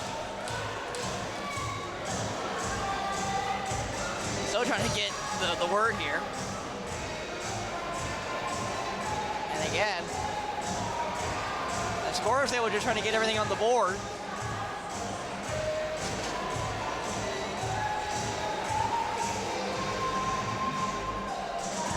As Coverdale will take another face-off draw here. And 10 minutes and penalties hit the board. So it looks like it will be 2 5s. Yeah, that seems a little excessive, but nonetheless, you know. So it'll be 5-on-4 for basically the rest of the game. Yeah, there's about a minute separating the power play from the game clock. Something like that sometimes just precipitates even more hard feelings. Hard feelings when you know you're totally out of it and not getting any favors. Well, and actually, Steve, correct me if I'm wrong, but we've actually come to this conclusion already this year that if there's 2 power plays on the board, there won't be a third one going on. It'll just be a penalty shot. Yeah, that's in the situations where you can't You have to be 2 men short. This is only 1 man short for 10 minutes, so.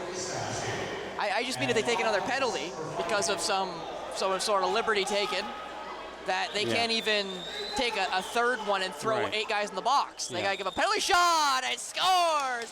Sly Sundown makes it 14-5, and I guess I should also mention, because it is technically 2 separate 5s, 4 goals must be scored, 2 in each 5 to get rid of the majors. Obviously, though, somebody still must serve those 10 minutes of penalties, I'd assume. That's a great shot there by Sly Sundown, getting only his 2nd goal of the game. Crazily enough, as McKechnie's got 5, Lone Wickens has got 3. Also mentioned, Bull's got 6 assists on the night. Yeah, he's become quite a proficient feeder. So he's had a couple games where he's racked up some goals, but we've seen him have multiple assist games.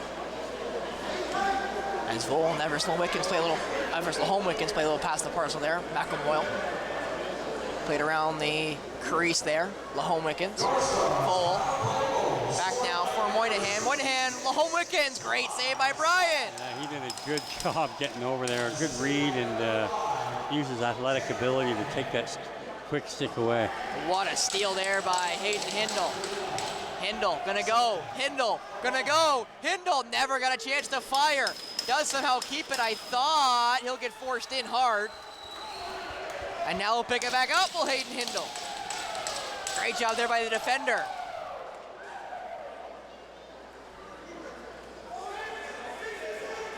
Sundown. Back for McElmoyle. And they got a fire. Not sure they did. No, they did not. So the shot clock goes against Owen Sound with 7:52 left in the 2 5s to Jeff McKinnon.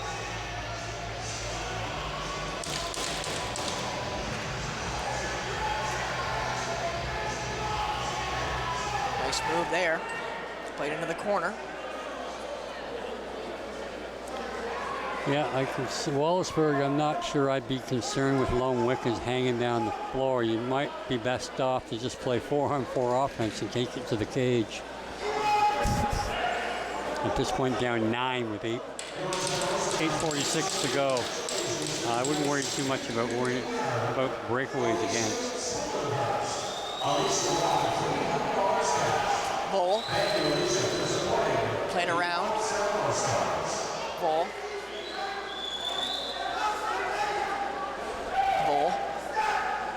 Bull. Back, Colby Ray. Bull never caught it, and that ball will hit the deck. And that will be a shot clock violation, and they're gonna have to wait.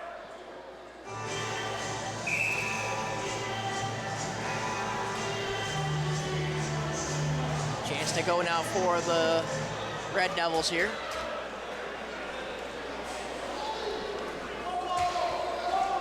Force it against the boards there.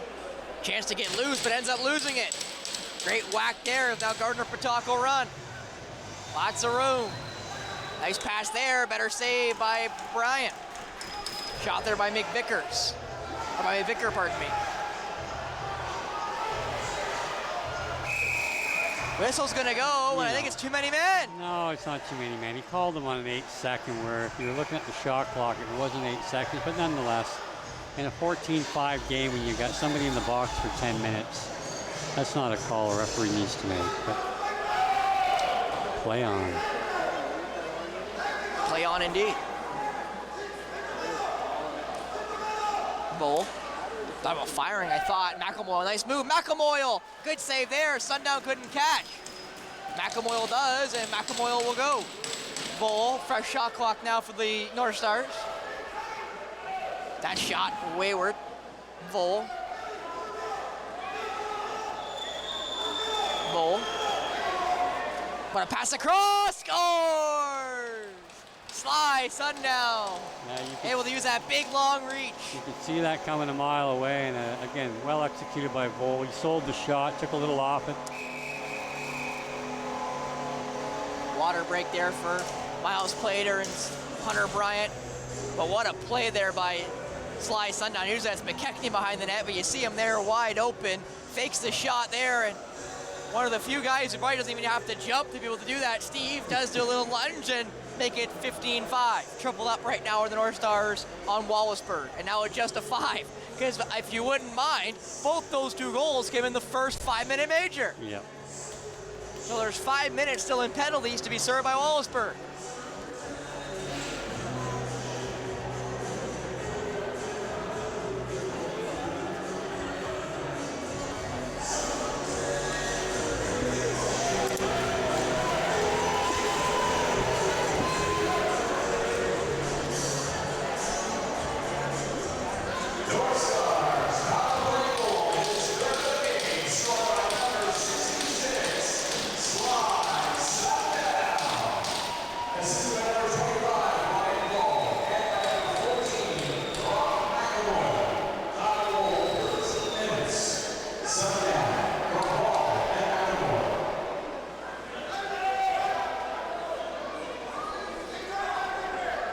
Bowl.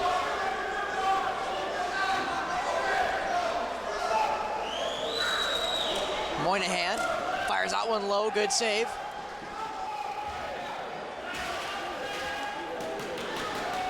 Ball still on the turf. Nobody can retrieve it. It looks like it now finally picked up by the black shirts. There's Schneider. Gives it off. He's trying to keep up there.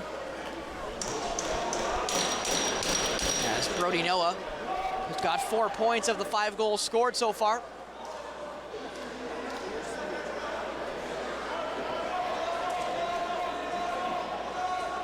Nice move there, just never was able to get a stick free, and now away will go Owen Sound. Skied there by McVicker. Down low. Colby Ray fires back now, Lahome Wickens. Everest. Back from Levine. Down low for McElmoyle, wide open. Ray scores! Colby Ray finally gets the goal he's looking for all night and makes it 16-5. Ray's 4th point of the night, first goal of the night. Again, great ball movement. They have a plan out here with what they want to do to get the ball down. Just a simple cut from the shooter spot. As the defender's backs turn to look to the ball down low, and you know, there we go. Sets the pick, comes down, gets attention. Well, I can count to like 12 in French and 8 in Spanish. Is now that shot by Coverdale, saved by Bryant. So I know it's 16-5.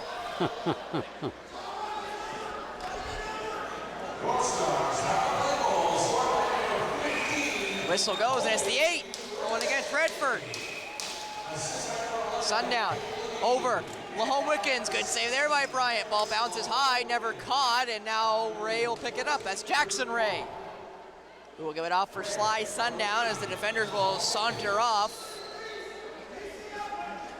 Sundown will fire it there for Vole.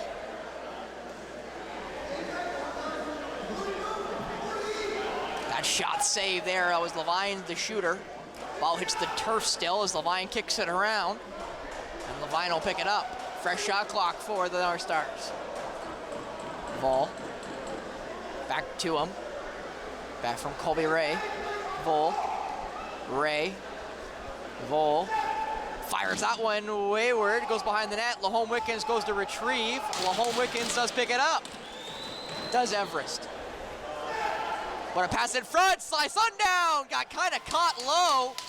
Sly does look no worse for wear as Bryant now has it. That's maybe only the problem with the big man Sly Sundown is because he's so tall, guys can kind of go low on him and send him, as that's gonna be another 8 going against the And again, like, Wallaceburg Red Devils. There's no need to make that 8-second call this late in the game again with it. But anyways, it was made, and Owen Sound back in the attack here. With 2 minutes left on the second 5-minute major, Clegg is gonna fire off the post for the defender. So he'll get a fresh shot clock whenever he picks this ball up for Logan Clegg. Klagas doesn't get a whole lot of chances to fire, and he absolutely lit that one at the net, just not able to get it on, just get it into the wickets.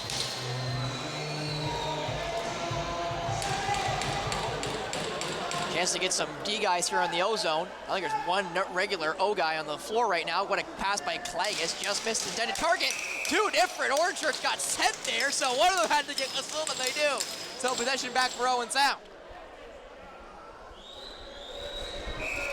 Not sure if the first one was gonna get a whistle, but I knew the second one was gonna. As Lemons got it. All the way around for Klagas.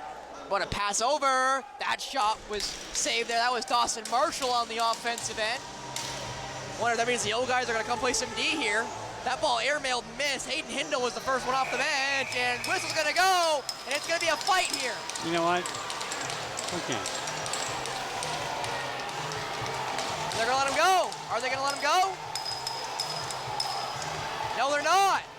Dawson Marshall was gonna go with Charlie Schneider, and they're both gonna go off.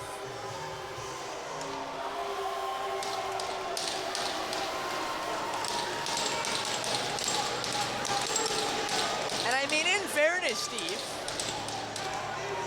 I don't necessarily think that's the wrong call, because you can't technically do that. Well, You can't really square up in the middle of the floor. I know in hockey you definitely can. Usually the referees get right in there when they see you kind of do stuff like that. I mean, I think, you know, with respect to the players and suspend, you know, I'm not certain if either one of those guys have had a game misconduct, but the way they double up, if you've had one, then the next one is 2, the next one is 4. Yeah.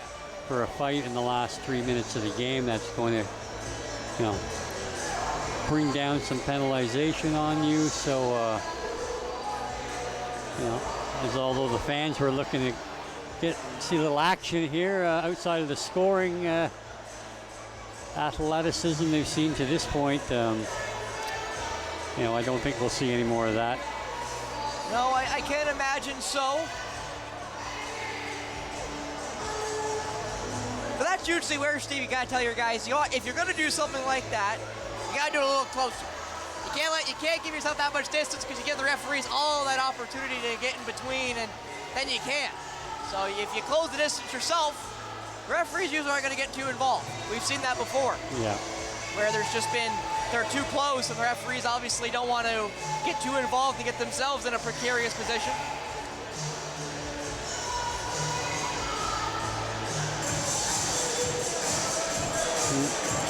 Now Wallaceburg has too many men on the floor here. And I can't tell here if they're going to get an extra minor or not. I don't know. Yeah, someone's got to come off. The ball carrier 24 had the count right. That's Brandon Taylor, who will start with it. So after all that fracas, we now get back to action. Tied up there right against the Owen Sound bench.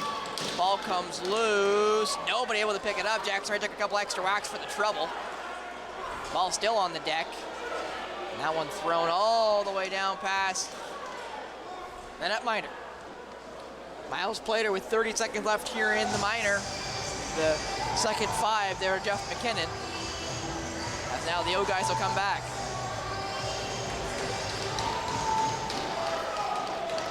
Levine, Ray, back for Levine, Colby Ray,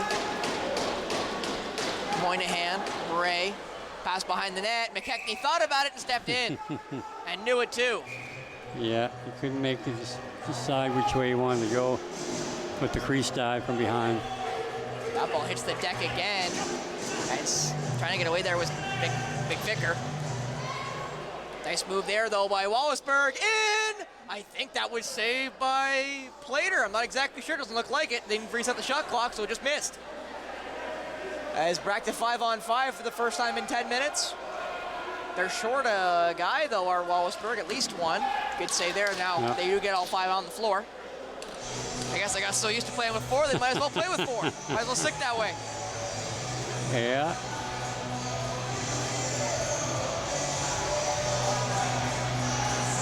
Moynihan. McElmoyle down for Vole. Vole, what a pass across. Moynihan couldn't catch it, got draped there. That ball's gonna stick in the corner. Moynihan picks it up, and he won't get away as tied up there was Wallaceburg. That could be Colby Ray again, the junior C call-up from the Rampage.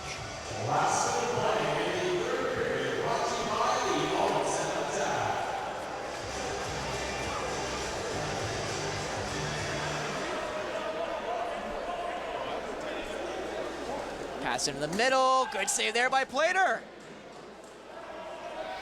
I think Coverdale caught high there. Looking to fire now. Brody Noah into the middle, misses his target. About 10-second shot, separate shot clock from the game clock here as this game is coming to a close. Good save there by Plater.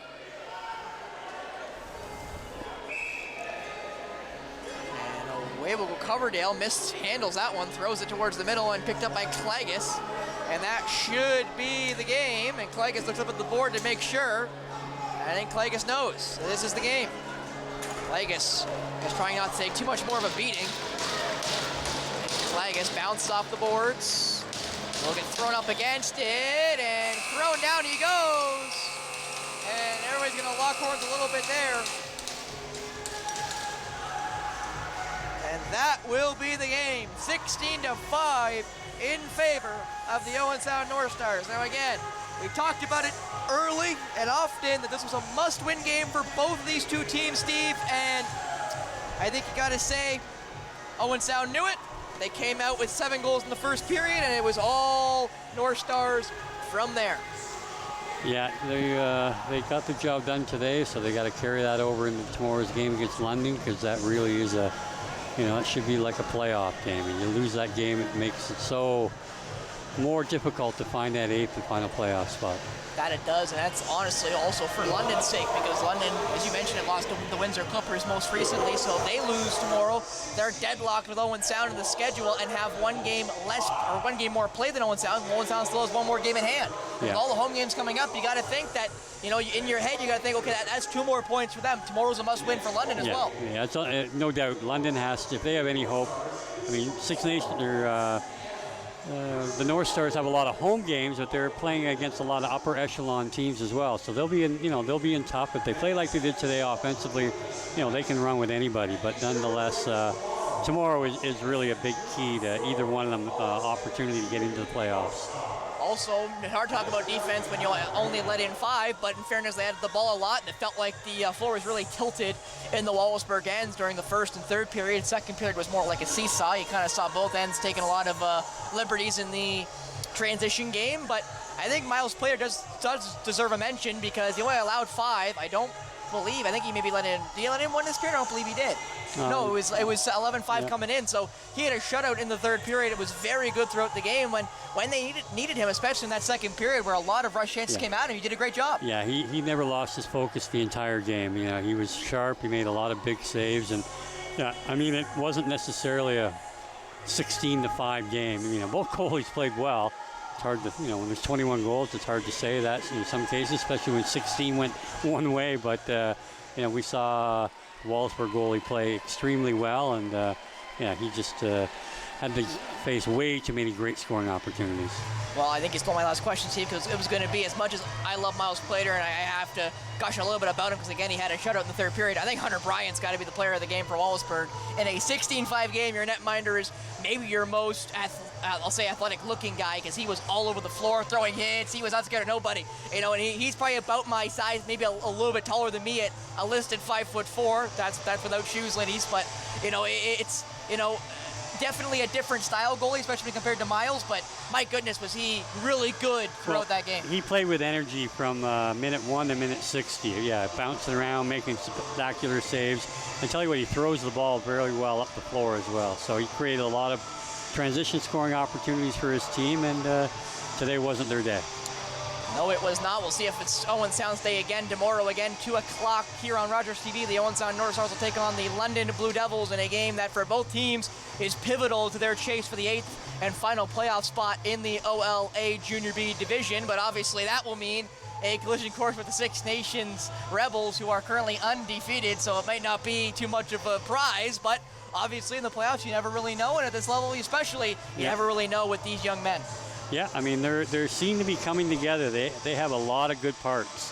So, you know, if they can show well against some of the upper echelon teams late here in the season at home, you know, anything can happen.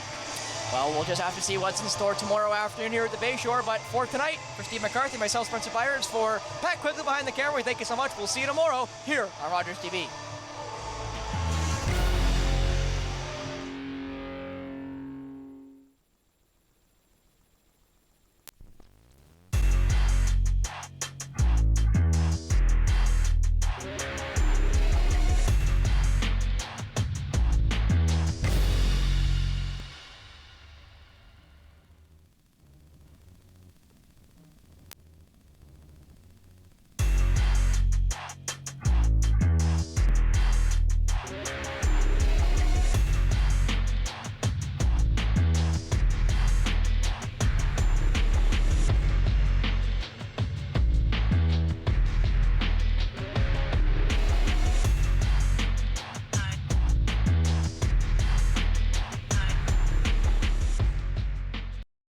You're watching an interesting local show on Rogers TV and you want to know more. That's when you head to rogerstv.com. Our website provides more information about our programs, our hosts, our schedule, and about how you too can get involved with Rogers TV. Visit us online at rogerstv.com.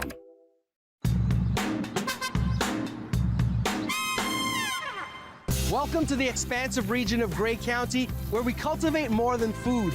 We cultivate stories, connections, and flavors, right here with our vibrant agri-food community. I'm Roger Mooking, and I'm excited to take you on this culinary adventure. From farm to table, let's gather in Grey and savor the taste of community. Down Home is a farmhouse restaurant in Markdale featuring an intimate dining experience with foraged goods and house ferments. Tell me how you discovered Grey County. Just realizing how many incredible farms, 4-season tourism, artisans, producers, so many wonderful people. You just feel drawn to that. As much as you're procuring ingredients from local vendors and suppliers, you're actually harvesting Grey County. We're like 10 minutes from a lot of our suppliers. We have met so many creative young entrepreneurs who are doing things that are fantastic.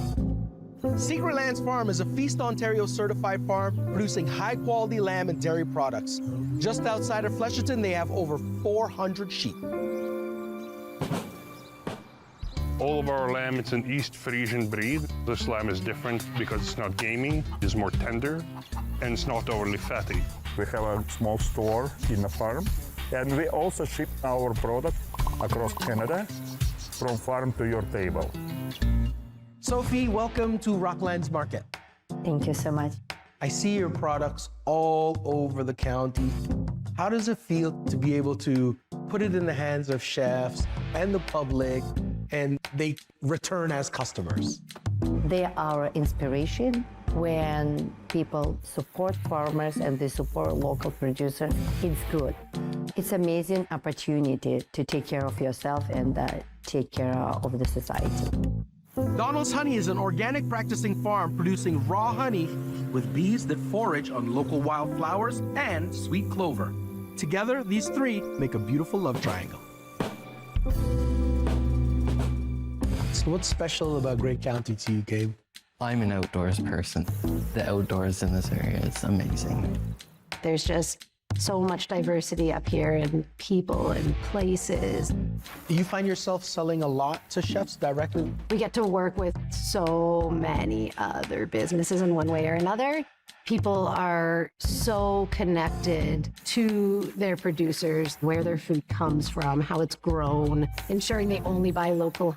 They don't just say it, they live it up here. What are we gonna be making here to complement this cheese board and this honey? The unsimple garden salad. So how do we start? Just this beautiful green puree, some parsley out of the garden, and a little bit of borage. Fan of herbs, big time. What's next, Doug? Some cherry tomatoes, over some wood coals, and like a little bit of marinade, and a little bit of that honey. Great start. What do you got next here? Fresh ricotta. So good. So let's see some of this more hearty veg getting on the plate, yeah? Yeah, sure. We'll start with these like cucumbers and carrots here. Beautiful. Next, I'm gonna do a little bit of the vinaigrette, and then we'll lay in our fine stuff. It looks like we're at the finishing stages and there's some ingredients left over for garnish. Yeah, so we're just gonna quickly start putting some nice salad greens and different things in here. Well, I love it. It's beautiful, and it's gonna work really great with this cheese board. Definitely. Yeah. You can feel it. There's a lot of like amazing things to come. It's a good county, good people. It's so friendly. We are happy.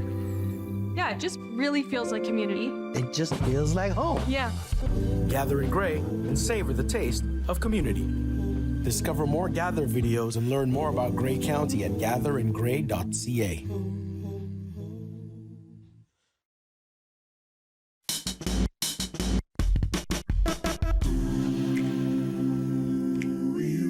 Welcome to Gray County, specifically the township of Southgate, where sweetness and tradition come together in perfect harmony. I'm Roger Mooking, and today we're visiting two locations, Misty Meadows and the Holstein Maple Festival.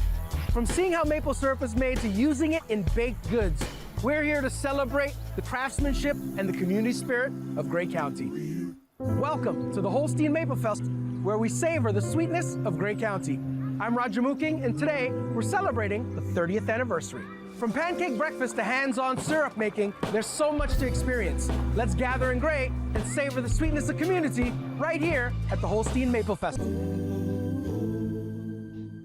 I'm here with Ray from Love Sweetness Maple Syrup. How many years have you been doing this, Ray? This is our 30th year. We were making a small amount of maple syrup, and it brought me to the sugar bush, and I just thought it would be a great way to involve the community. So how long have you been making maple syrup? And have you been doing that longer than the festival? Yes, longer than the festival. We've been doing maple syrup about 40 years. So what makes Gray County maple syrup so special? Well, I think its location, for one thing, and it's got perfect climate for it. Do you still love it? Oh, yes. Yeah. Thank you so much, Ray. Oh, it's a pleasure speaking with you. Very welcome. I'm going to take a moment and explore the festival. Enjoy.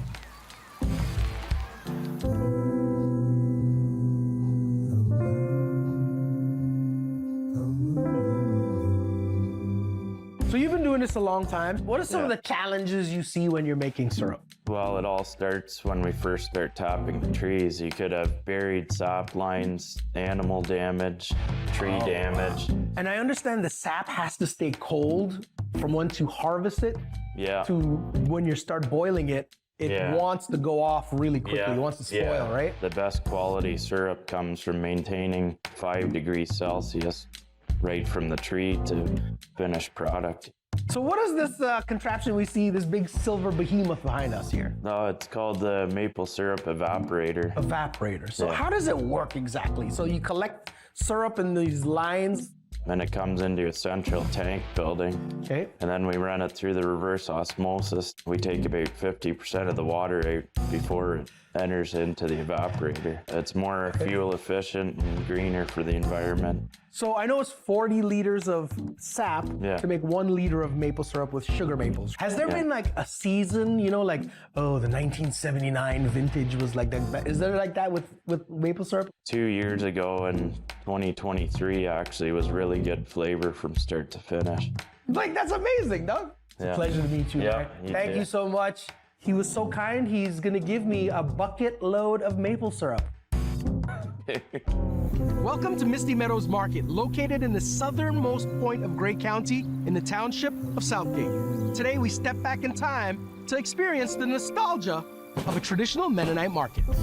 From delicious baked goods made fresh daily to locally produced foods, Misty Meadows shows us a simpler way of life. Let's gather in Gray and savor the taste of tradition at Misty Meadows Market. Let's go. Now the trick to a Gray tart is you want that golden, crunchy crust with a gooey center. So what's critical is the dough. Just portion out all of the dough into your tart tray. Voila, just like that. Now we gotta take them and press them. Just like that. We have pressed butter tarts. Now we're gonna take these shells and fill them. This butter tart filling is a mixture of butter, maple syrup, brown sugar, and a little hint of vanilla. Misty Meadow butter tarts cook for 20 minutes at 375 degrees. And when they come out, just like that. Gather in Gray and savor the taste of community. Discover more Gather videos and learn more about Gray County at gatheringray.ca.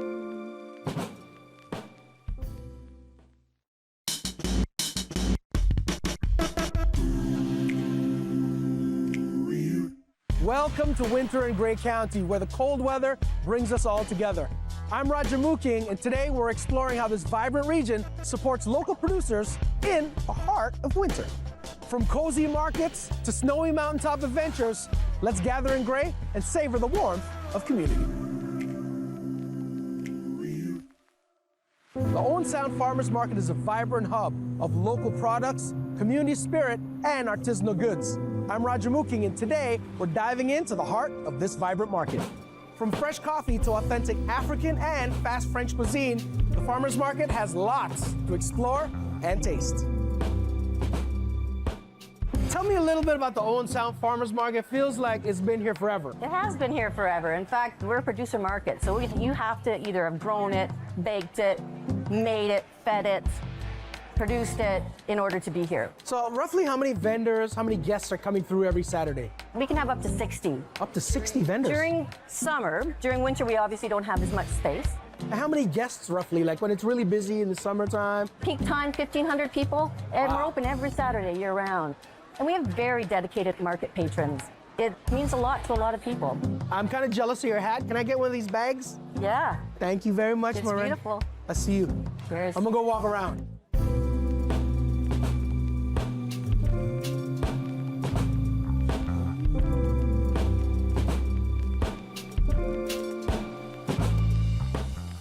Okay, Gilles, you're famous here in Owen Sound Farmers Market for making crepes and galettes. Yes. Right? So how did you get into doing that?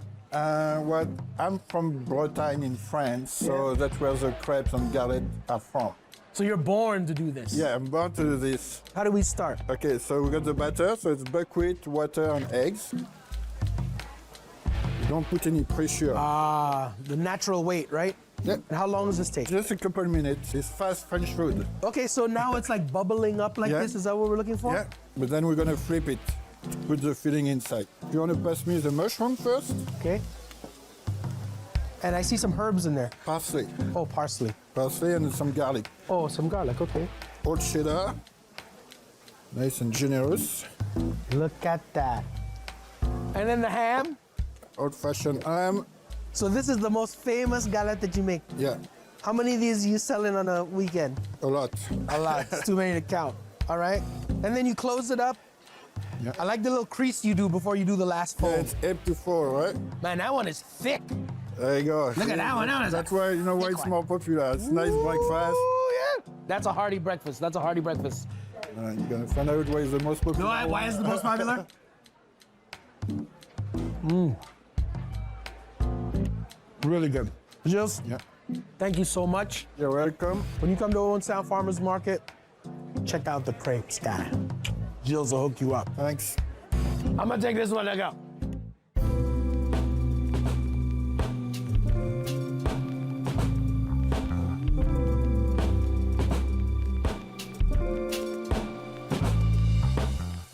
So this is Didi's Authentic African Kitchen. You're right. So how long have you been here? About a year and a half, almost 2 years. So what kind of cuisine are you doing here? From what region of Africa? What country? So it's mainly Ghanaian cuisine. So what kind of stuff are you serving here? So mostly the meat pies, and I have frozen jollof rice. It's really good. But the meat pies are the most kind of popular ones. So can I try some of those meat pies that you have here? Oh, certainly. So who makes the better jollof rice, the Ghanaians or the Nigerians? Oh, Ghanaians. Amazing. Yeah. I can't wait to dig into that. The local community loves it. I know I'm gonna love it too. Well, I know because I already had it before. Thank you, Ivy. Thank you. See you, okay? Thank you. Respect. Gather in Gray and savor the taste of community.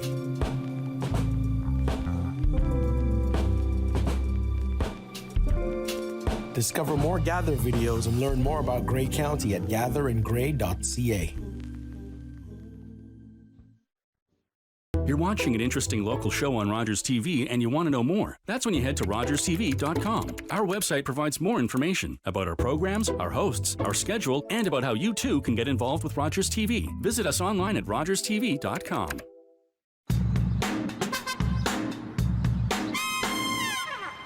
Welcome to the expansive region of Gray County, where we cultivate more than food. We cultivate stories, connections, and flavors, right here with our vibrant agri-food community. I'm Roger Mooking, and I'm excited to take you on this culinary adventure. From farm to table, let's gather in Gray and savor the taste of community. Down Home is a farmhouse restaurant in Markdale featuring an intimate dining experience with foraged goods and house ferments. Tell me how you discovered Gray County. Just realizing how many incredible farms, four-season tourism, artisans, producers, so many wonderful people. You just feel drawn to that. As much as you're procuring ingredients from local vendors and suppliers, you're actually harvesting Gray County. We're like 10 minutes from a lot of our suppliers. We have met so many creative young entrepreneurs who are doing things that are fantastic. Secret Lands Farm is a Feast Ontario certified farm producing high-quality lamb and dairy products. Just outside of Flesherton, they have over 400 sheep. All of our lamb, it's an East Frisian breed. This lamb is different because it's not gamey, it's more tender, and it's not overly fatty. We have a small store in the farm, and we also ship our product across Canada from farm to your table. Sophie, welcome to Rocklands Market. Thank you so much. I see your products all over the county. How does it feel to be able to put it in the hands of chefs and the public, and they return as customers? They are our inspiration. When people support farmers and they support local producers, it's good. It's an amazing opportunity to take care of yourself and take care of the society. Donald's Honey is an organic practicing farm producing raw honey with bees that forage on local wildflowers and sweet clover. Together, these three make a beautiful love triangle. So what's special about Gray County to you, Gabe? I'm an outdoors person. The outdoors in this area is amazing. There's just so much diversity up here in people and places. Do you find yourself selling a lot to chefs directly? We get to work with so many other businesses in one way or another. People are so connected to their producers, where their food comes from, how it's grown, ensuring they only buy local. They don't just say it, they live it up here. What are we gonna be making here to complement this cheese board and this honey? The unsimple garden salad. So how do we start? Just this beautiful green puree, some parsley out of the garden, and a little bit of borage. Fan of herbs, big time. What's next, Doug? Some cherry tomatoes, harvest some wood coals, and a little bit of marinade, and a little bit of that honey. Great start. What do you got next here? Fresh ricotta. So good. So let's see some of this more hearty veg getting on the plate, yeah? Yeah, sure.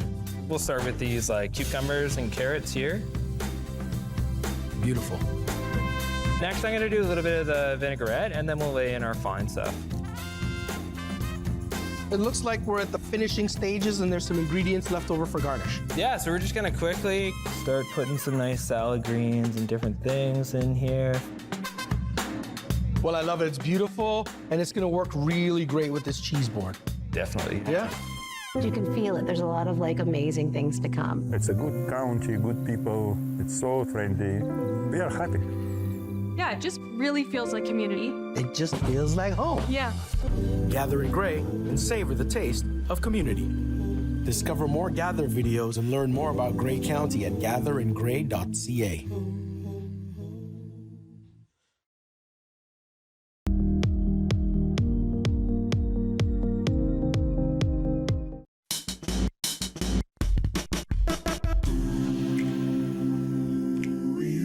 Welcome to Gray County, specifically the township of Southgate, where sweetness and tradition come together in perfect harmony. I'm Roger Mooking, and today we're visiting two locations, Misty Meadows and the Holstein Maple Festival. From seeing how maple syrup is made to using it in baked goods, we're here to celebrate the craftsmanship and the community spirit of Gray County. Welcome to the Holstein Maple Fest, where we savor the sweetness of Gray County. I'm Roger Mooking, and today we're celebrating the 30th anniversary. From pancake breakfast to hands-on syrup making, there's so much to experience. Let's gather in Gray and savor the sweetness of community right here at the Holstein Maple Festival. I'm here with Ray from Love Sweetness Maple Syrup. How many years have you been doing this, Ray? This is our 30th year. We were making a small amount of maple syrup, and it brought me to the sugar bush, and I just thought it would be a great way to involve the community. So how long have you been making maple syrup? And have you been doing that longer than the festival? Yes, longer than the festival. We've been doing maple syrup about 40 years. So what makes Gray County maple syrup so special? Well, I think its location, for one thing, and it's got perfect climate for it. Do you still love it? Oh, yes. Yeah. Thank you so much, Ray. Oh, it's a pleasure speaking with you. You're welcome. I'm going to take a moment and explore the festival. Enjoy.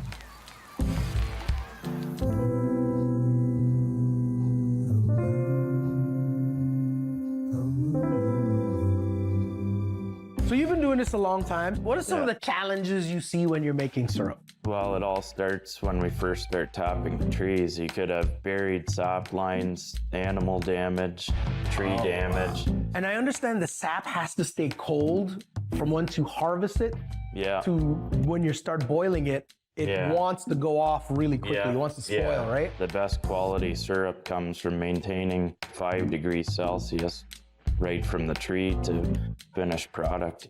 So what is this contraption we see, this big silver behemoth behind us here? No, it's called the maple syrup evaporator. Evaporator. So how does it work exactly? So you collect syrup in these lines? Then it comes into a central tank building. Okay. And then we run it through the reverse osmosis. We take about 50% of the water out before it enters into the evaporator. It's more fuel efficient and greener for the environment. So I know it's 40 liters of sap to make 1 liter of maple syrup with sugar maples. Has there been like a season, you know, like, oh, the 1979 vintage was like that? Is there like that with maple syrup? 2 years ago in 2023 actually was really good flavor from start to finish. Like, that's amazing, Doug. It's a pleasure to meet you, man. Thank you so much. He was so kind, he's gonna give me a bucket load of maple syrup. Welcome to Misty Meadows Market, located in the southernmost point of Gray County in the township of Southgate. Today, we step back in time to experience the nostalgia of a traditional Mennonite market. From delicious baked goods made fresh daily to locally produced foods, Misty Meadows shows us a simpler way of life. Let's gather in Gray and savor the taste of tradition at Misty Meadows Market. Let's go. Now, the trick to a Gray tart is you want that golden, crunchy crust with a gooey center. So what's critical is the dough. You just portion out all of the dough into your tart tray. Voila, just like that. Now, we gotta take them and press them. Just like that. We have pressed butter tarts. Now, we're gonna take these shells and fill them. This butter tart filling is a mixture of butter, maple syrup, brown sugar, and a little hint of vanilla. Misty Meadow butter tarts cook for 20 minutes at 375 degrees. And when they come out, just like that. Gather in Gray and savor the taste of community. Discover more Gather videos and learn more about Gray County at gatheringray.ca.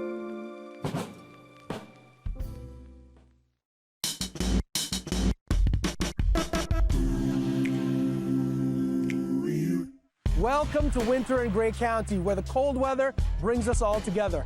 I'm Roger Mooking, and today we're exploring how this vibrant region supports local producers in the heart of winter. From cozy markets to snowy mountaintop adventures, let's gather in Gray and savor the warmth of community. The Owen Sound Farmers Market is a vibrant hub of local products, community spirit, and artisanal goods. I'm Roger Mooking, and today we're diving into the heart of this vibrant market. From fresh coffee to authentic African and fast French cuisine, the farmers market has lots to explore and taste. Tell me a little bit about the Owen Sound Farmers Market. Feels like it's been here forever. It has been here forever. In fact, we're a producer market, so you have to either have grown it, baked it, made it, fed it, produced it in order to be here. So roughly how many vendors, how many guests are coming through every Saturday? We can have up to 60. Up to 60 vendors? During summer. During winter, we obviously don't have as much space. And how many guests roughly, like when it's really busy in the summertime? Peak time, 1,500 people, and we're open every Saturday year round. And we have very dedicated market patrons. It means a lot to a lot of people. I'm kind of jealous of your hat. Can I get one of these bags? Yeah. Thank you very much, It's Maureen. beautiful. I see you. Cheers. I'm gonna go walk around.